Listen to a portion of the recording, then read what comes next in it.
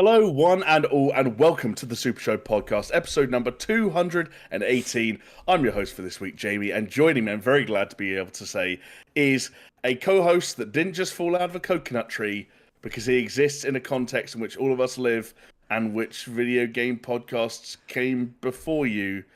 It's the man in the middle of his very own Brat Salmon, Mr. Alex Jones. How's it going, sir? It's going good. Did you just make a weird Kamala Harris dig? Yeah, do you know what?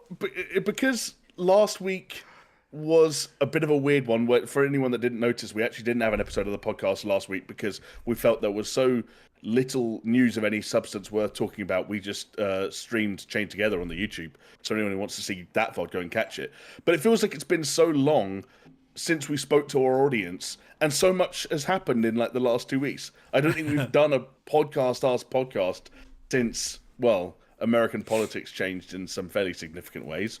So yeah, why not? Hold on, do we now need to do a dig at Donald Trump because to keep it equal for Ofcom? Is that how this works? We have Actually, yeah, we have to be impartial. Donald Trump has got tiny hands and a little dick. No, I don't know about the second one. That was a joke.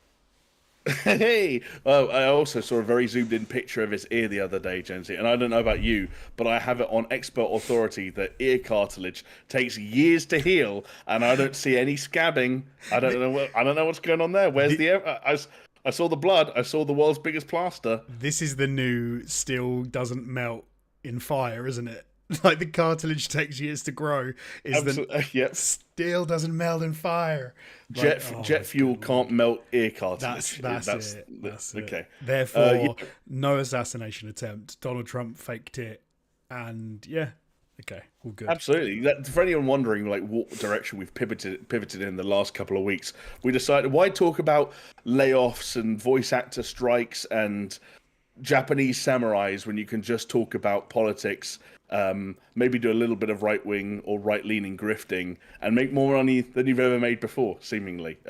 So I hope you enjoy this. Equal partisan grifting, left and right grifting. We're open. We will take money from any side of the aisle. We will take money from any side. You're right, but that is actually not what we're doing. We will be doing grifting of a sort, but that's just when we start talking about the Patreon and how this entire podcast is made possible by it.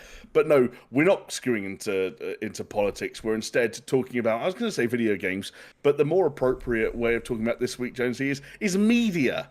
Because the video games industry still isn't that hip-hop and happening at the moment.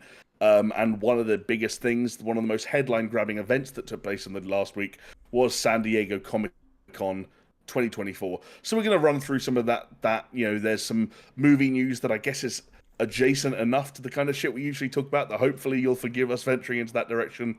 We've also seen some movies and TV shows that we can talk about along the way to add a little sprinkle of opinion into the matter, so then it becomes an elevated podcast that you come to know and expect from the Super Show. The kind of podcast that you can enjoy on a range of different platforms, whether you want to watch the video version on YouTube, like many people hopefully are right now, either live, in which case, if you're in the chat, say hello. Jonesy's usually got half an eye on it. So your messages will be read, but perhaps not allowed, depending on the volume of slurs. There's also the audio version of this podcast available on all major podcasting platforms like Spotify, iTunes, and Google Podcasts. And if you miss all of that, you can always catch it on Paisley Radio at paisleyradio.com. Thursdays at 10 p.m. Mr. Jones, how's life been? Good. Life has been all right. It's like you said, there's been lots going on in the world outside of video games. There's been lots. I've been kind of stuck at home for a couple of weeks, but no, it's been decent. I've actually managed to play some video games, which is nice. I've managed to watch some TV and some media, some films. So I do feel like I've got some stuff to say about what we're going to talk about in Comic-Con. So that's always good. It's always good to know what's going on. Yes, always slightly awkward when there's a load of news that happened in any one week and you don't know anything about any of it, so you just kind of have to. It's one of the times like that you wish that your brain worked more like ChatGPT so that you could immediately read and repurpose and regurgitate an article and sound like you know what you're talking about. So are you ready to try and do that for Comic-Con 2024? Oh, I'm so ready, mate. Let's do it. We do know some of this stuff, folks. We have come as prepared as we could possibly be. And let's start with something a little bit video game adjacent. I don't actually know if you had time to catch this trailer because this was something I threw in there at the last minute. But in the last week, we did actually get our first look at the Amazon Prime adaptation of Like a Dragon, or the artist formerly known as Yakuza, because that is not too far away. It actually starts streaming on August 24th. We got our first kind of glimpses of the fictional Kamurocho Entertainment District and a new glimpse of actor Ryoma Takuchi, who's going to be playing Kiryu in the show. Did you watch the trailer? I didn't see the trailer for this, unfortunately, no. But okay. I think I'm such a borderline fan of Like a Dragon, right? That I think I will watch this show, and I want to play some of the games as well. I think the closest I've come is Judgment. I can't I forgot that you like them. No, yeah. Absolutely. That's as close as I've got to the periphery, but I do want to play some and watch some in October. It's interesting that you find yourself in that predicament because, like, I'll be honest, the trailer didn't give much away. Most of the trailer was rather gratuitous, and I don't mean that in like a gruesome way. I just mean kind of like lots of slow-mo and close-ups, shots of someone getting a very big back tattoo, and of course, I guess. True to the real-life Yakuza, oversized back tattoos do play a fairly important role in the games, not least of all because lots of prominent characters in that series like to just rip all of their upper, their torso-based clothing off at once. It doesn't matter how many layers they're wearing, they can grab a bunch of clothes from one corner, like just above the waist, tear in a diagonal direction, and all of a sudden they're shirtless and have the world's biggest dragon on their back. I'm a man. I'm a guy, right? I'm pretty sure. We have it on record, folks. I've been angry before as well. I don't understand the connection between, some guys will rip their shirts off when they get angry to like have a fight. I've never understood that desire to do that. And the one thing I can say is at least when it's the Yakuza, they're showing you something. They're showing you a dragon, a tiger maybe. But I feel like that's a thing in the UK as well. Like guys ripping their shirts off to have a ruck. Exactly. But why? Yeah. No cool tattoos. I don't know. Because you think about it, like the Russian mafia would have a good reason to do it, I guess. Because I watched that film Eastern Promises, and as far as I can tell, the kind of tattoos someone does and doesn't have from that part of the world can tell a lot of their story, like where they were locked up and like the kind of shit they did. But that, again, you don't need to necessarily rip your shirt off. I wonder if it's kind of like to give the opponent less leverage, like it's one less thing they could grab and manipulate. But then it's not like every single drunk Briton is a judo practitioner who's going to like Imanari roll you the second just because you left your shirt on or something. And they know this, and they're like, I need to make sure I remove my upper clothing before. Yeah, it's the Olympics are on at the moment, Jonesy. Everyone's a judoka at heart, and so don't leave your shirt on. Do you know what? With judo, I literally have no idea. I used to do judo when I was like 12, 13. I have no idea what's going on in the judo. They'll be like, he's absolutely smashed it there. No idea what's going on. Yeah. Well, it's because I think judo for a lot of us, whilst judo is sort of like fairly prominent in the UK, like a lot of people growing up in this country will if you wanted to get involved in a martial art, obviously boxing is still incredibly popular, but a lot of people do karate or judo here, compared to like America where like wrestling's a big thing in America. Yes. There's absolutely no wrestling here. We have a little bit more of that Eastern influence. But for other than those that actually do it, I think a lot of people rope karate and judo in with just sort of like martial arts in the loosest of terms. And then they watch a lot of Jackie Chan movies and they imagine that judo is just an extension of the kind of martial arts you see in action films. That Bruce, not at all. And it's like, it's not. It's like, it's people kind of like holding each other by the scruff of their gis, and then occasionally rolling around and lying on each other, and then someone every now and then like putting up a little flag and the commentator going crazy, and you're like, I guess he won. He won.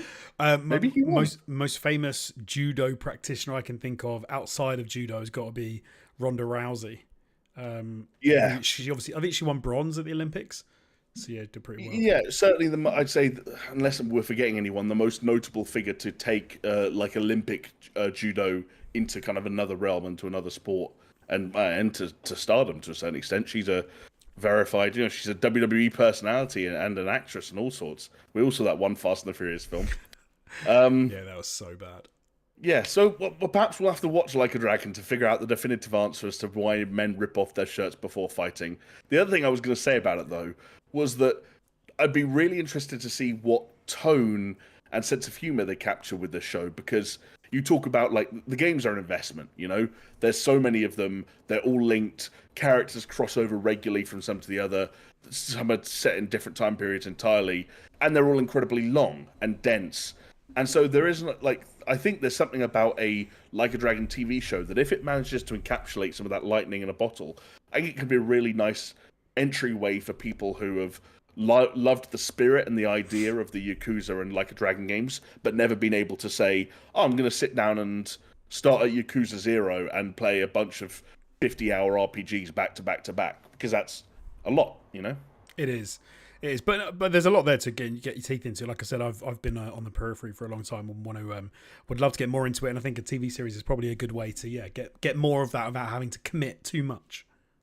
Exactly. Yes, I agree. We keep an eye out for that when it releases October 24th. Another thing that we will probably be keeping our eye on as the year rolls out is the simultaneous rollout of Mortal Kombat 1 DLC. Because I'm pretty sure I can speak for both of us on this one, Josie, when I say that we like Mortal Kombat in a loose sense, but rarely do we like it enough to go out and say buy it day one. But we have in the past kept an eye on the DLC characters, especially those that are brought in from notable film and TV franchises and elsewhere, because a lot of them appeal to, especially your 70s, 80s, and 90s action movie sensibilities.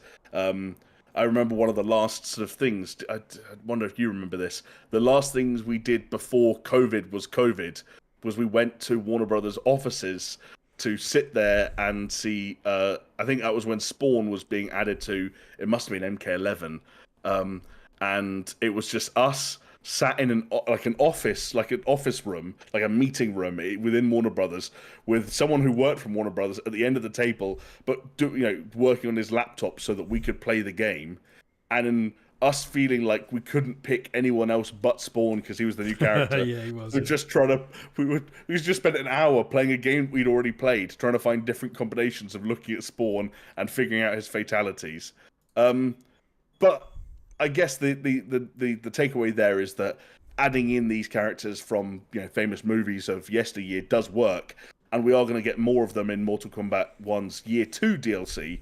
There are some familiar faces from the Mortal Kombat franchise itself in the form of Cyrax, Sector, and Noob Saibot.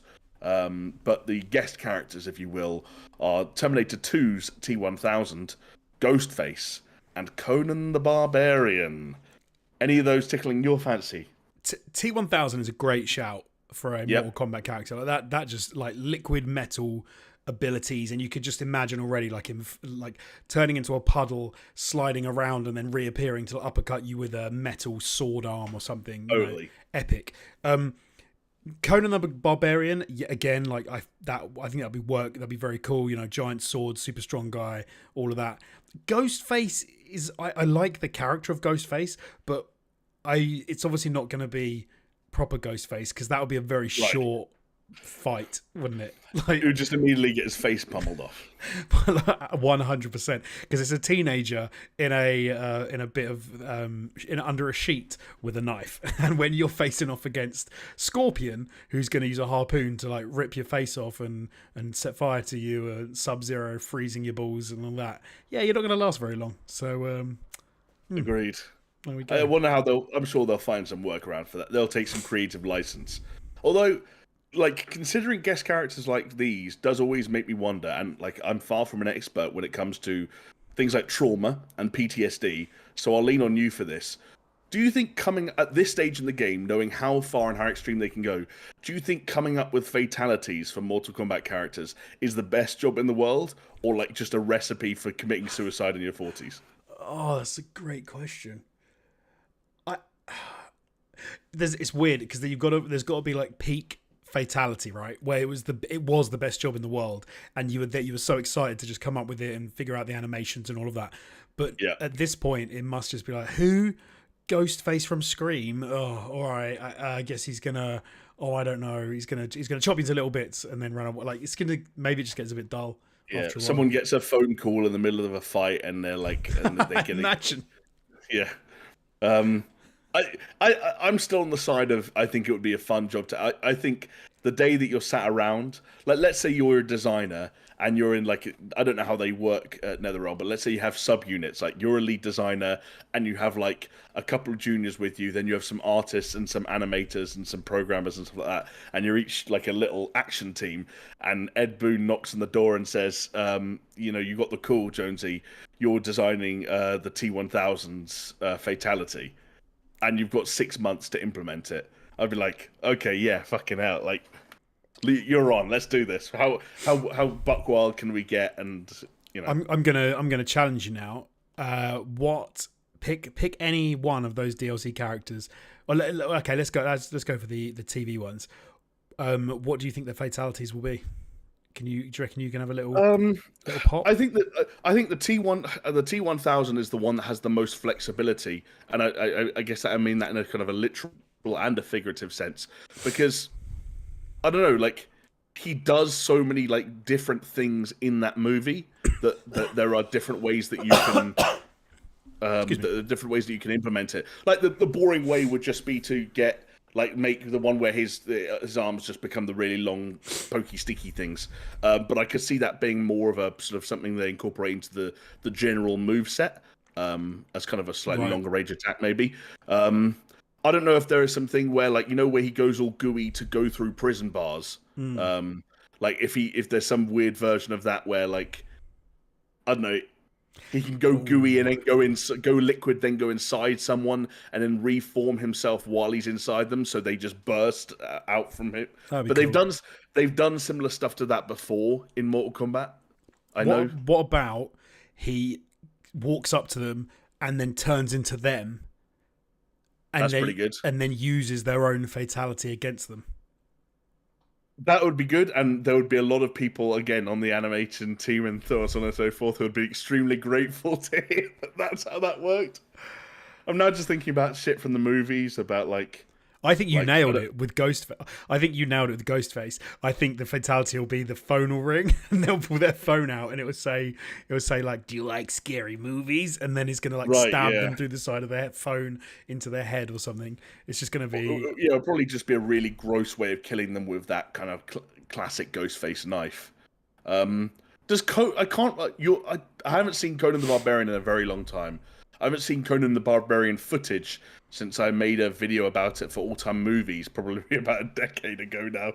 Are there any iconic kind of killing blows from that film that you can remember? The only one is he chops off, what's his name's head, James Earl Jones' head, doesn't he, with his big Conan sword. I wouldn't be surprised if they added in some kind of maybe like electricity or thunder powers or something like that, so he can call down, almost like Thor. Like, I wouldn't be surprised if they added something like that into it, so that he had a bit of something else going on. But no, I think there's scope there. Yeah. I think Ghostface would be the most interesting one, just because it's not immediately obvious. Like I said, it's kind of an underpowered character. It's kind of one that doesn't necessarily lend itself that well to Mortal Kombat. I'm sure they'll do a great job with it. And like, I was going to back that up. When I think about like the core cast, sometimes in like certainly the last handful of Mortal Kombats, including one, sometimes the ones that seem like they have the arsenal that's least useful in a fatality context have the most interesting kind of ways of killing people. Right. Yes. Yeah. Absolutely. No, it'd be interesting to see. It'd be interesting to see what they come up with. Absolutely. And that seems like as good an opportunity as any for a bit of audience engagement. So if you're listening to this and you have an idea for a Mortal Kombat one fatality, or someone you'd love to see in a Mortal Kombat game before NetherRealm hang up their Mortal Kombat boots, although that's probably not going to happen for a very long time, then let us know somewhere. Comment section down below, social media, at a SuperShow Pod on Twitter. The choice is yours. I'm gonna, as you alluded to it, I'm gonna take this opportunity just to give a quick shout out to some of the people who are joining us live right now in the YouTube chat section. So I want to give a shout out to Davnat Coburn, Lucifel, Magni, 69DJ. They are all joining us right now in chat. So thank you very much for joining us on the live. Lovely to have you all. Josie, I'm going to have to lean on you for this one, if that's okay, because The Boys, a show that I haven't seen. Well, obviously I saw the first 2 seasons of it. I didn't particularly care for it, but I'm not here to rain on anyone's parade. But The Boys is, well, it was at Comic-Con, fresh off, a wave of interest following what I believe was its penultimate season that's just aired, right? Season 4 has just finished, I think. So I didn't realize it was the penultimate though. Okay, which makes sense actually. They are bringing it all to a bit of a head. I think that's confirmed, but I'm not entirely sure. All I can tell you is that show was dominating my social media feed for the last couple of weeks. Lots of people having a lot of arguments back and forth about whether or not it's gone too far in one direction and whether or not it's still taking the piss out of the same audience it was always taking the same piss out of.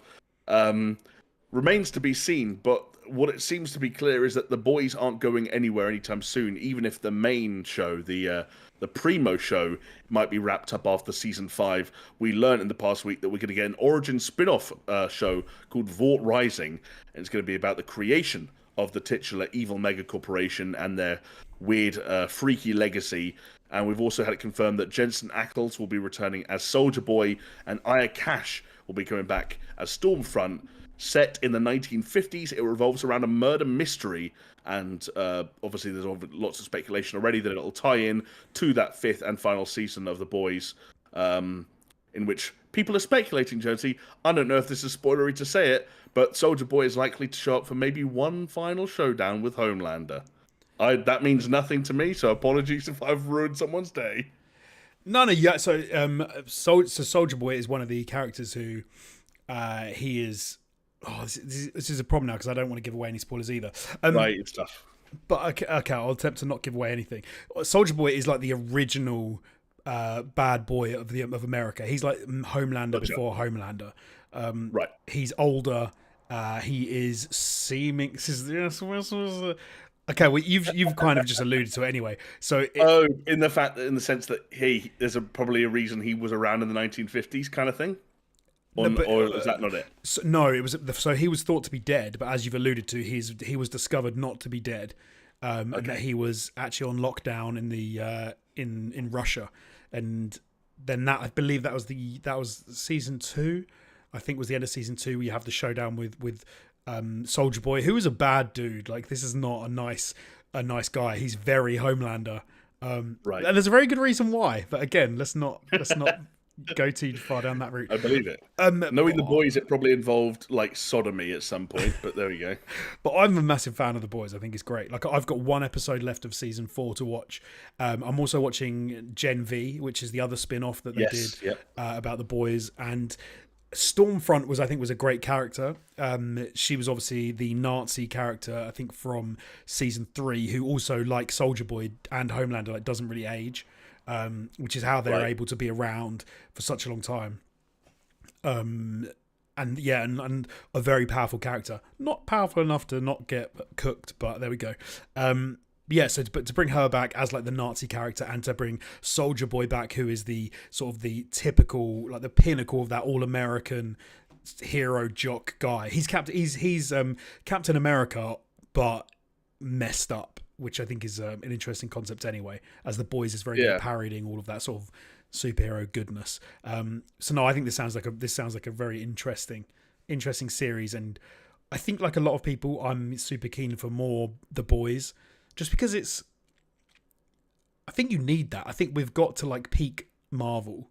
We've been through peak Marvel, and we need the parody. We've also got obviously Invincible with Omni-Man, which was a character that came in Mortal Kombat before when Homelander did. Like, we've got a lot of these superhero parodies knocking around these days, and The Boys is a very good version of it.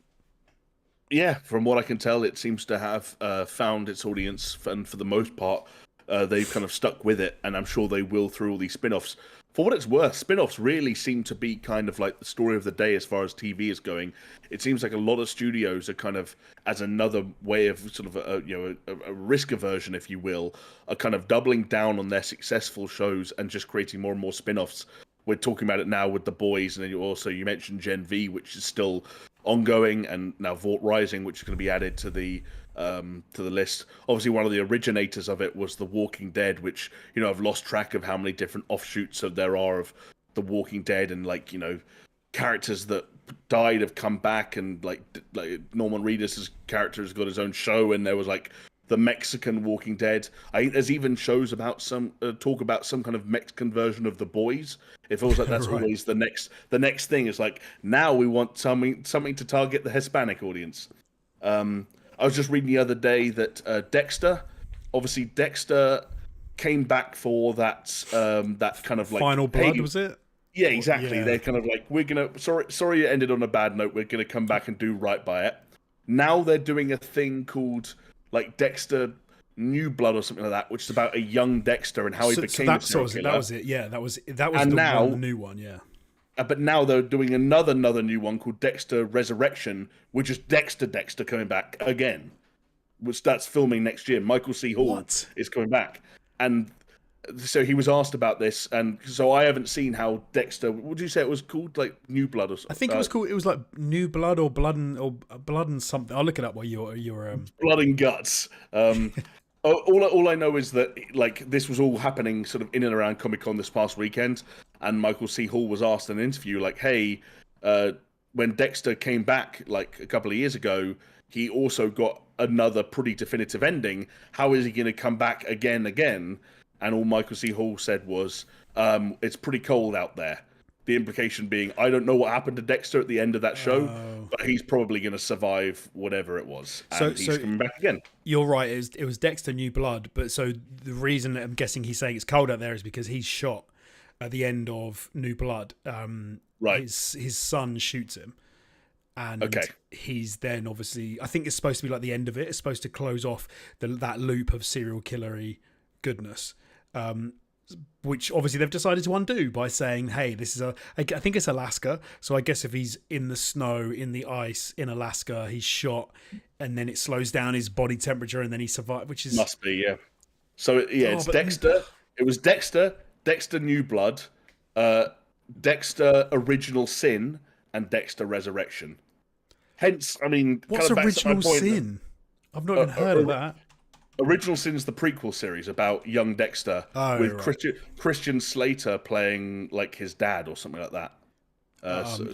You had me at Christian Slater. I'm going to have to watch that. I knew you were a big... I had a feeling in my head that you were a big Christian Slater guy. But yes, I want to say that New Blood's coming fairly soon as well. I think New Blood is premiering later this year. No, so New Blood already finished.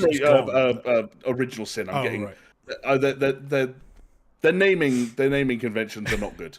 No, they need to work on that. Yes, Original Sin stars Patrick Gibson as a young Dexter Morgan and Christian Slater as Harry Morgan. Sarah Michelle Gellar is. That's who I was waiting for you to read. Sarah Michelle Gellar's in it. She hosted the Comic-Con panel that all the cast came out for, and they announced Resurrection at the end of that. TV show spin-offs. Apparently, if you like a show and it does well, just get ready to see it spun out every which way imaginable. Because, of course, one of the things that's going to be, without getting into spoilers, a recurring topic and a recurring idea throughout this podcast is that in this day and age, with timelines and multiverses and everything in between, no one ever really dies. All right, Pharrell Williams. Sorry, yeah, I'm getting a bit deep. There's something else I wanted to talk to you about, Jonesy, because I know that you're a particular fan of it, but it feels more appropriate to quickly touch on another thing that's another spin-off of another thing. We got another look at the Penguin, which is Colin Farrell's The Penguin, obviously the spin-off of the 2022 movie, The Batman. I can't remember. Am I remembering right that we disagreed on The Batman? Because I really liked it. I didn't think it was that great. It was fine. Right. It was fine, but it wasn't. It didn't do that much for me, I suppose. That's fair enough. Okay, I think it's maybe it helped. Yeah, I need to watch it again to see how much it holds up. But I remember really liking it at the time, and I'm surprisingly on board for a Penguin spin-off because I thought Colin Farrell's it wasn't just the fact that it was Colin Farrell and that he completely lost himself in that role. I also just think it was a fairly interesting and. Like, for all the people who talk about kind of like, it's our grounded take on this comic booky character, right. I actually thought it kind of worked as one of those, and like a relatively gritty kind of like gangster drama set in Gotham. It was good. I think that could be cool. I had a bit of a realization the other day, which is I'm of an age now where So some of the guys at work said, "Oh, who's your favorite Batman?" And my brain immediately was like, "This is the Val Kilmer, George Clooney, Michael Keaton question," and they meant, is it Christian Bale, Affleck, or Robert Pattinson? And I was like, "Oh wow, this is not the conversation I thought this was." But yeah, there you go. Yeah. What would your answer to that question be? Oh, it's so like, look, the new Batman, or the old Batman, or it's like it's tough. Michael Keaton's a fantastic Batman. Like he was the Batman when I was like a little kid. He's the first Batman I ever saw. So for me, like actually, to be fair, Adam West was probably the first Batman I ever saw because the TV show that they used to play reruns of. But no, but I like the Michael Keaton one. I like the darkness. I like the Penguin. Joe Pesci's. Is it Joe Pesci? No, it's Danny DeVito. Danny DeVito. Yeah, I like his Penguin as well. But I had a soft spot for Val Kilmer as Batman. Because I really like Batman Forever. Like that was my with Jim Carrey as the Riddler, Tommy Lee Jones as Two-Face. Like that's my go-to. Like this is the best Batman film. But then I like Christian Bale. I think he's very good. Ben Affleck. I'm not a big fan of as Batman, and same with Robert Pattinson. But there we go. No, well, that's fair enough. I think my kind of cop-out view on it is that each of them has been mostly successful at being the Batman that they were asked to be, and being the Batman that was needed in those films. I think the thing that made me come to terms with it when I was like, wow, Christian Bale's Batman and Robert Pattinson's Batman, I like them both very much. Like, I think The Dark Knight and The Batman are phenomenal movies. But if you took either one of those Batmen and to the performances and the physicality and dropped them in the other movie, they'd be the dumbest movies alive. Like, imagine Christian Bale's Batman in The Batman. You'd be like, what the fuck? He's completely read the room wrong. Right. But then I thought about Christian Bale, I thought about his career, and you think about some of the darker roles he's done, how transformative some of those roles have been, some of the method acting kind of roles and some of the physical transformations he's done. You're like, no, if you asked Christian Bale to be the Batman in the 2022 Batman, he absolutely would have done it, and he would have physically he would have been different. His hair, like he would have done all the emo makeup stuff that Robert Pattinson did. He would have been quieter and growly, and his version of I've forgotten Batman. His Bruce Wayne would have not been the sort of the charming, Casanova that we saw in Nolan's films. Like he could have done that. He just wasn't asked to do that. No, if that makes sense. And so really what we got was the Batman that the films required, and it's the films that varied in quality. Yes. No, and I think it's obviously the Batman then gives rise to the enemy that they have to face. Obviously has to complement them in different ways, and I think the Robert Pattinson Batman with Heath Ledger's Joker, like for one, would not have been as good because you have to see the difference between the two characters. Yeah, like we would have been weirdly too similar in a sense. Like they wouldn't have played off each other in the same way. No, because the whole point was they were like the polar opposites to one another. Yeah, no, which I think the Batman films in general I think are very good. Like they've done it. I think except for maybe George Clooney as Batman, which was ironic because he's done some good films. Like this is not putting shade on George Clooney. Oh, Clooney's a fantastic actor when he wants to be, for sure. But that Batman with the nipples was not the one. Born in '93 as well. Like Batman and Robin was kind of the first Batman that felt like it was aimed at me. Is that with Arnie as Dr. Freeze? Yeah, so that was Arnie as Freeze, Uma Thurman as Poison Ivy. Right. I feel like there was Alicia something else going on Silverstone as Batgirl. Yes. Yeah, exactly. And I forget the guys, Chris O'Connell or something like that as Robin. Yes. And yeah, I always remember that that's the film where Poison Ivy can kiss poison dudes by kissing them, and Robin pulls a fast one on her by like wearing rubber lips and like going and just making out with her and then taking off the rubber lips. So it's like you just wanted to fucking mack on this chick, but at the same time, like I don't blame you. Like all you wanted to, you had no other plan. You're just like, I'm gonna kiss her and not die. It's funny because those films, I actually have a bit more sympathy for them now that I'm older, because when you look back on them, you're like, oh, these were people who were trying to turn comic books into films. They're very comic book. The way they're acted, the way they're shot, the sets is incredibly comic book. but the problem is now that that's just not what people want anymore, and I think that's why. Right. You can look back on those films and laugh and say how bad they are, but it's like no, they thought they were trying to make a different thing than what we try and make today, which is adapting comic books as though they are real. Right. Yeah. And like that, seeing that transition, and that transition like happened fairly quickly. Like you think about Batman and Robin was late '90s, and you talk about X-Men and Spider-Man, like they were very much turn of the century in that same kind of ballpark. And they were the ones, like, I feel like Spider-Man and X-Men then leading into kind of Batman Begins in, '04? Like, they were a lot of the ones that kind of, like, completely changed the name of the game in a way that we're still feeling today, in a very literal sense, as we'll get to later on. I did just want to give you, though, an opportunity to chat about something I know you're a big fan of, because those who did attend a certain SDCC panel got their first glimpse of season 2 of Apple TV's post-apocalyptic sci-fi adaptation Silo, based on the Hugh Howey novels.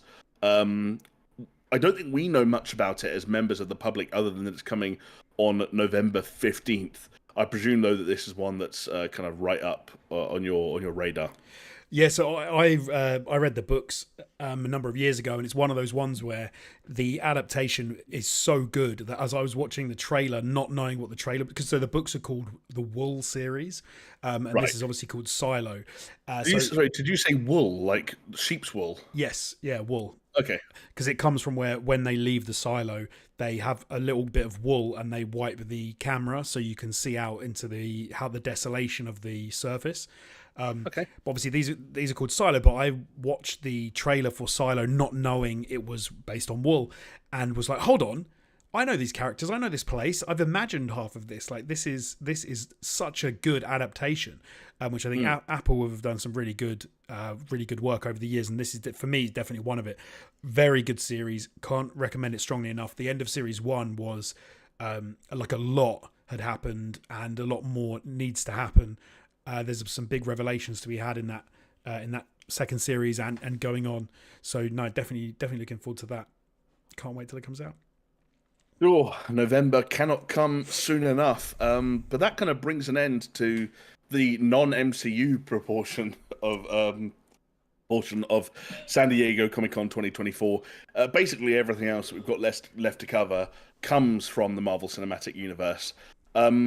I feel like the things at the sort of the top of this list, so to speak, I might just quickly rattle through, unless you've got anything particularly you want to say. If so, just feel free to shout at any point. But fans did get another sort of extended look at Captain America: Brave New World following the trailer that was released I think last week or the week before. This time, apparently, from what we can tell, it was much more explicit in confirming the ongoing theory that Harrison Ford's Thunderbolt Ross would indeed be the one who turns into the Red Hulk. He then got out on stage and started doing some very odd and slightly geriatric Red Hulk-like movements, but at the same time, like, he kind of looked happy to be there, which I think is about just as much as you can ask for Harrison Ford, with all the kind of shit like this he's had to do over the years, with Star Wars and Indiana Jones both refusing to die. I wonder if he's the only person in the world who's like, God, why don't they just kill these franchises? Because he must just be so over it by now. Yeah, I think he is a little. I think if money was no object, he'd probably pack it in and do like an Alec Guinness or something like that, and just be like, "Leave me alone, please." There was a clip that went viral in the last week of him being asked a question. It was something I can't remember what it was, but it was something to do with like something to do with connected Indiana Jones with Thunderbolt Ross and snakes and stuff like that, and he was like, I'm not going to answer that stupid question. But he said it in a funny way, and like everyone else laughed, and the interviewer laughed, but it was very, it was peak Harrison Ford. But he's not going to be the only anti-hero / villain present in the film, because obviously in that last trailer we got a good look at Giancarlo Esposito, but we didn't exactly know what role he'd be playing. It's now been confirmed that he'll be appearing as Sidewinder. And Josie, I have it on good authority that Sidewinder is the leader of the Serpent Society criminal organization, and in the comics has a cloak that allows him to teleport. Ooh. So if you wondered whether or not they were scraping the barrel for Marvel villains, There's your answer, folks. I've never heard of Sidewinder before. The leader of the yeah. I don't even know what the Serpent Society fucking is, but apparently he's showing up, and so is a Hulk that for some reason is red. So we're just gonna have to take what we're given. Although, of course, one way, Jonesy, of not having to scrounge around the depths to scrape the barrel of Marvel's long-running comic book history for new ideas, new characters, new villains, is to buy properties that were previously owned by another company and then make new movies using those properties. And that's exactly what's happening with the Fantastic Four. I think that film is just about to start shooting, but they did make a bit of time to have the cast and the director come out on stage. There's very little to kind of see there, other than the fact that it's got a new name. I can't remember exactly what it was. I'm going to have to Google it on the fly. I remember it seeming a bit dumb at the time. It's called the Fan... Go on. This is the third iteration of the Fantastic Four, right? In modern, in sort of like this century. Film wise, like modern film wise, it doesn't work. We had the OG one. Well, what for us is the OG ones with like Jessica Alba and stuff like that, and Chris Evans in his pre Captain America days. Then we had Fan Four Stick, which was a one-off, and now this. Why do you think it doesn't work? Because they're terrible. The last ones haven't worked. Why do they keep trying to make it work? At least with Spider-Man, you had like the Spider-Man 1 and 2 are really good. Like 3, not so much. And then they had the Amazing Spider-Man, and then that wasn't too bad, but it wasn't great. Then they sort of kept reinventing Spider-Man, which is fine because they keep doing it. But then there's some good movies there. But like Fantastic Four, I feel like they've all been terrible. They have all been terrible, but again, when you say all of them, I kind of think we're talking about 2 of them, and I know they made 2 in the original one because there was the Rise of the Silver Surfer? Yeah. But the first one was bad, and so a bad film with a bad sequel, I'm kind of going to pair them together as like they got that wrong, and they got that wrong. Because it's like when you think about the characters and the way they approached them, the way they were written, the way they were cast, they've only got that wrong twice. Oh, which is still quite that's still, don't get me wrong, that's still quite a lot. But I could see why comic book films have changed an awful lot, not just since those original Fantastic Four films, but even since Fan Four Stick. And I could totally see why Kevin Feige and Disney and MCU in the modern day could be like, no, we can absolutely make that work. The irony, I think, is that The Incredibles is so good. Obviously, that's from a previous era, but then Incredibles is brilliant, and it's very similar to Fantastic Four. And then you've got Fantastic Four, which for whatever reason just it's I don't know what it is, I don't know why, but it just seems to not lend itself very well to movies. Maybe there's too much going on. Maybe the mashing together of those characters, like at least with Avengers, you had. Which is like an impromptu family like kind of put together, but you had all the origin stories for all the individual characters, whereas Fantastic Four, they just kind of go, oh my god, they've all got powers, and then you spend half an hour going like, look at these, they've all got different powers, look at their powers work. It's like you're cramming too much into one film, I think. I just think you described an overwhelming number of superhero films with that. I just think that's true. I think a lot of them worked. The Immortals was terrible. Was that what it was called? The one that was from... Yeah, that was the one with Angelina Jolie. Yes, that was absolutely terrible. That was Eternals. Eternals. Immortals was the Immortals the 300 spin-off or something? Yeah, like that? with Superman. Young Henry Cavill, yeah. Yes, yeah, Henry Cavill. Yeah, that was terrible as well. That's why I'm getting confused. Yeah, lots of bad movies. So many. This probably won't do. Will just put you off even further as well, Jonesy. So I was looking it up. The official name for this movie is The Fantastic Four: First Steps. Yeah. So for anyone that missed the casting rumors, Pedro Pascal as Reed Richards, aka Mr. Fantastic, Vanessa Kirby as Sue Storm, aka the Invisible Woman, Joseph Quinn as Johnny Storm, aka the Human Torch, and the name I will never know how to pronounce, Ebon Moss Backrack. That's just sounds like I'm butchering it, even if I'm not. Basically, Richie from The Bear playing the Thing.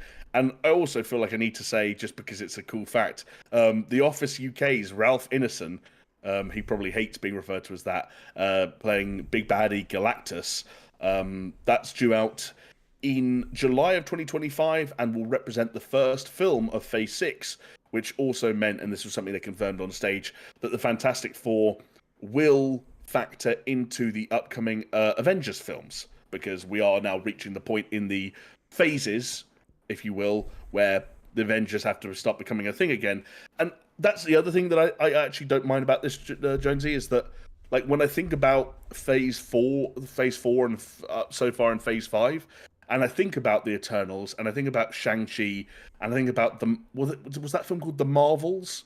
Oh, the ones with Ms. Marvel, Captain Marvel. The one with Ms. Exactly. Was that called The Marvels? Maybe. Oh my goodness, I don't know. Well, when I think about that kind of stuff, and I think about some of the changes that have happened in terms of, like, Falcon becoming Captain, the Marvels. There you go. Falcon becoming Captain America, and obviously, you know, the thing that's happened with everything that's happened with Black Panther, since Wakanda Forever. For a long time, I've really struggled to imagine what the new look Avengers kind of feels like. Even anyone who saw the last Guardians film knows that by the end of that, the Guardians of the Galaxy looked very different. The last Spider-Man film ended on a note where you don't exactly know where. Tom Holland, they're not going to drop in anytime soon, because I think he's too big a star, and I don't think it would be too soon to recast Spider-Man or anything like that. But where he fits into all of that is a bit of a mess. And for a long time, I'm like, where are the leaders of the next iteration of the Avengers going to come from? And I think it's films like Deadpool and Wolverine and the Fantastic Four First Steps, and I really hope they get around to that Blade reboot and their stab at X-Men sooner rather than later. And I think that will start to fill in some of those blanks. Yeah, I don't know. We'll see. I think you're right. It does feel like it's going to be a bit messy. It's funny you talk about Guardians of the Galaxy, because I feel like at the end of Guardians 3, you had that sort of weird collection of new Guardians, and it was only Rocket and Groot, I think, from the original Guardians, and then you have the Golden Guy, and a couple other people who are now some of the kids they save, isn't it? I barely even remember. Yes, it is. Is Mantis still there? No, I think Mantis is gone. I think you've got the guy who was the Ravager, who's got the blade on his head, who does the well, that's James Gunn's brother, and he just puts him in everything. Oh, right. But they actually said the Guardians of the Galaxy is done. At the end of that film, they said Guardians of the Galaxy is finished, which suggests there's not going to be another Guardians film. And it's almost like saying, hey, look, this is the new Guardians. We're not planning on doing anything with them. That's finished. But they did say Peter Quill will return. So yes, I'm sure we'll see. He's been in. Was he in a post-credit scene in a different film? I get it all mixed up now. I've been so bad with it, but well. And again, Joe, I think that's down to. This is something that I think watching Deadpool and Wolverine reaffirmed for me, is that the balance between the actor or the character being bigger is a very, very delicate one. And in some cases, Marvel have kind of come out okay, and the character is bigger than the star. But in other cases, they've kind of lost out.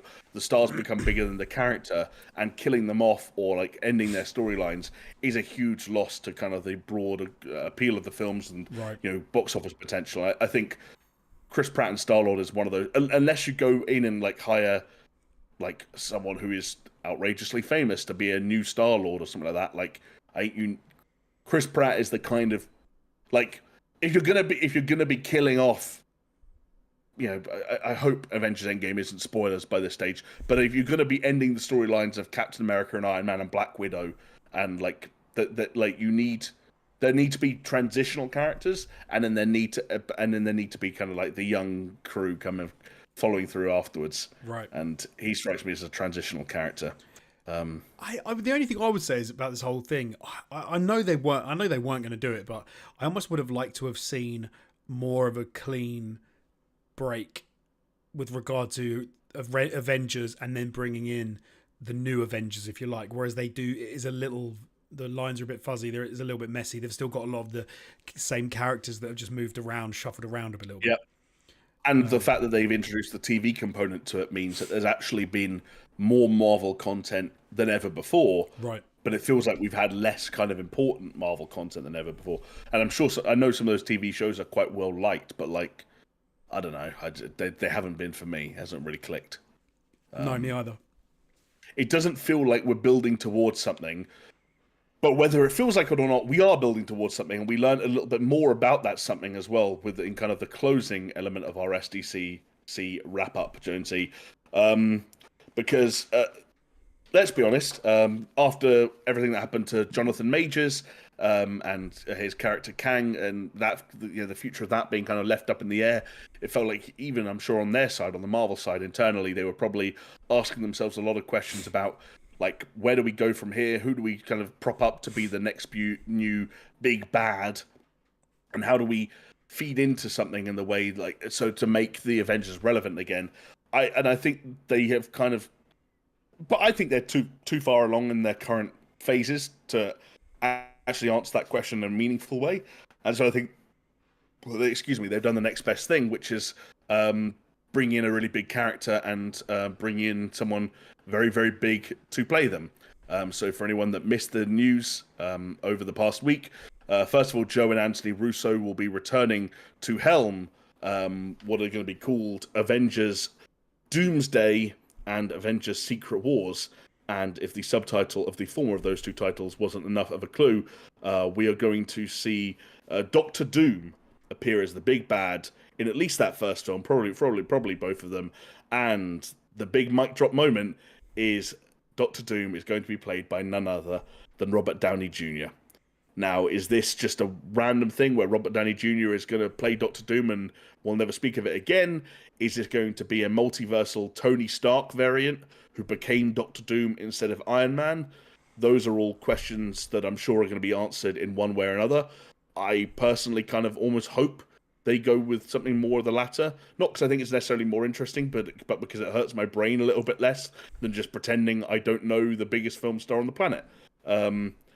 What did you make of that as their big mic drop moment from Comic-Con, Jonesy? I hated it. Okay, good. Yeah, there you go. No, but you might have won me around a little bit. Like, there's a weird thing. I think you nailed it. Like, it's a bit of an issue when the character is not as big as the star, and when the two things working in concert together, it's kind of a beautiful thing. And Iron Man and Robert Downey Jr. together was fantastic, and it was brilliant. And killing him was, I think, an inspired move. And sometimes the best thing to do is to do something kind of crazy. And they'd already rolled it back a bit from like the snap, and then half these people died, and we lost some massive characters, and then they undid it all, and that did feel a little bit cheap. And a lot of people did say at the time, like, "Oh, if they do this, it's going to suck." The fact that they did still kill off some pretty big characters, I think was still, was surprising, because they could have just tried to get away with not getting rid of anybody. I had a bit of a change of heart as we were talking. If Robert Downey Jr. never takes the helmet off, which I understand, like Doctor Doom is not, his helmet is like his face or whatever is welded to his head. I actually don't know. That's a good question. Then actually, I'm fine with it, because he's a good actor. So if he never takes the mask off and you don't realize it's him, and there's no kind of like Tony moment, then I think that's fine, because as long as the actor is good enough for the part, then why wouldn't you have that? And I think some of the big bads from Marvel and other franchises have been the best part by far of some of the series. Like we've talked about Heath Ledger playing Joker from Batman. I can never remember his name. DC technically, but yeah. Well, no. I'm saying so other franchises as well. I said Marvel and other franchises. You've then got Thanos. I remember the actor who plays Thanos. Josh Brolin, who's played a couple of characters, obviously, because he's also played Cable in Deadpool 2. Yeah. So they've done it before. Like, there's no problem if it's a good actor who can, do two characters, as long as they don't seem to get confused. Then they've done it before. But I hadn't thought about what you just said, is that they could have a multi-dimensional Tony Stark who becomes Doctor Doom. That actually might be quite cool. But then I find the trans-dimensional stuff kind of annoying, because it's almost like you can do whatever you want and there's no peril, nothing matters. Well, this is, I think, the single biggest talking point around like the MCU at the moment, and I think Like, we can't, obviously, it's way too early to speak freely about Deadpool and Wolverine, but anyone who's watched, you know, a trailer for that movie, or as any kind of like sort of like curiosity whatsoever as to how those characters came to be the two, you know, names in the title of the fucking film, let alone appearing in the film. Like, there's all kinds of weird stuff going on at the moment, and you know, the multiverse arc is something that exists in the comics. You know, these are ideas that have been pulled and borrowed from the comics, but clearly they're leveraging it to rope in as many different characters and subsequently as many different stars in as many different ways as they possibly can. And yeah, it does remove the stakes. It means that deaths don't mean anything, and it means that people can come back whenever they want. There are no time limits now on how long a person has to be gone away for before they can come back. And because of some of the, you know, dealings behind the scenes in terms of, you know, rights and company buyouts and acquisitions and stuff like that, there are also no longer any real business disputes to take care of. Like, everyone is all of a sudden fair game. And so, yeah, you do get this weird thing where there are no stakes, and you kind of wonder why you allowed yourself to get invested in certain characters if you know that their death, for example, meant nothing, and whether you're going to let yourself get invested in quite the same way again. And it does mean that I think that's part of the reason why this arc they're going up to, like, again, if everything goes to plan, then Doomsday is out in 2026 and Secret Wars is out in 2027. You're telling me that I'm going to be sat in a cinema in 3 years' time and feel that I'm at the end of a journey the same way that I felt when I sat there and watched Endgame? Like, that's impossible. Like, because Endgame went back all the way to, like, we all watched Iron Man for the first time, and we all saw Nick Fury, Sam Jackson, show up at the end of Iron Man, and we were like, I don't know who Nick Fury is. I don't even really know what the Avengers are because I wasn't a big comic book fan, but I understand something's going on here. And, like, they stuck to that plan. Like, they drip fed the fucking what are the fucking crystals called? The Power Stones or whatever. You know, I don't know, the Gauntlet Rocks. Yeah, sure. They drip fed all of them in, and then they had appropriate Infinity characters Stones, along the way. Infinity Stones. Thank you. Like, they all showed up in appropriate times in appropriate movies with appropriate characters, and like, yes, of course, the Jonathan Majors thing was not their fault, and they did have to pivot because of that. But, like, everything was always building up to, or at least they did a very good job of giving us the impression that everything was always building up to Thanos and, like, that saga that we ultimately got through Infinity War and Endgame. And there has been a little bit of making it up as we go along, and using the multiverse as a kind of a crux for us to kind of do what it feels like either fans want or just what we need to do to kind of keep things happy and keep things ticking over at any given point. Yeah, like, I don't know. It makes it hard to get excited about news like this. Like, I watched Robert Downey Jr. take that mask off, and I was like, this should be rad. And instead, I'm sitting here thinking about, I can't wait to see, like, who they get to bring in to do the kind of, like, indecipherable babble of exposition that explains how this multiverse crossed into that multiverse and crashed into this and warped and fused with that, and that allowed Tony Stark to become this. And I'm like, great, okay, yeah, sure. I didn't watch either season of Loki. This means nothing to me. Just fight. Yes, which then was, like you said, as soon as the stakes have gone, everything becomes less. And with the stakes, the stakes were really high with the original, with, like, Avengers and Endgame, because we didn't have that then. I mean, it got messy. Endgame got messy, and they did start to ruin those lines, but it didn't seem anywhere near as bad as it does now. See, I thought Endgame, considering how, maybe be careful what I say, I don't want to be over the top. Considering how messy Endgame could have been, I thought Endgame was almost like a masterclass in how to. Very long movie, absolutely. But with all the different story threads and characters, the fact that so many of those characters had moments, and those moments had payoffs, and storylines had, like, neat, and the fact that they gave us that moment, like, where everyone basically was on screen more or less at once, and Captain America said the line. Like, I thought that Endgame was very well orchestrated from what seemed like an almost impossible task. And it's something that I think they've struggled with ever since. No, I think you're right, but I think they even then, I think I remember the conversations people were having after, like, well, hold on, where did they get the Infinity Stones? How did they take them back? What was the whole thing with the what's it called? Yeah, I mean, light here's and the point. blonde. The thing you're missing, though, Jonesy.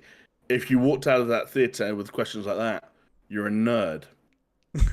Fair enough. I'm a nerd. I'll take it. You're that guy from the episode of The Simpsons who goes to the itchy and scratchy panel. It's like, in episode 314, when he's playing the rib cage as a xylophone, he hits the same rib twice, but we hear two very clearly different notes. Yeah. But I know with comic book movies, they're given so much dramatic license. But I think one of the problems is when they try and then what's it called? Into the Spider-Verse does a great job of going, we're really leaning into this super hard. And even like Spider-Man, the end they had the crossover with Tobey Maguire and Andrew Garfield, and it was, I enjoyed it. I thought it was cool. Like, I didn't have a problem with it.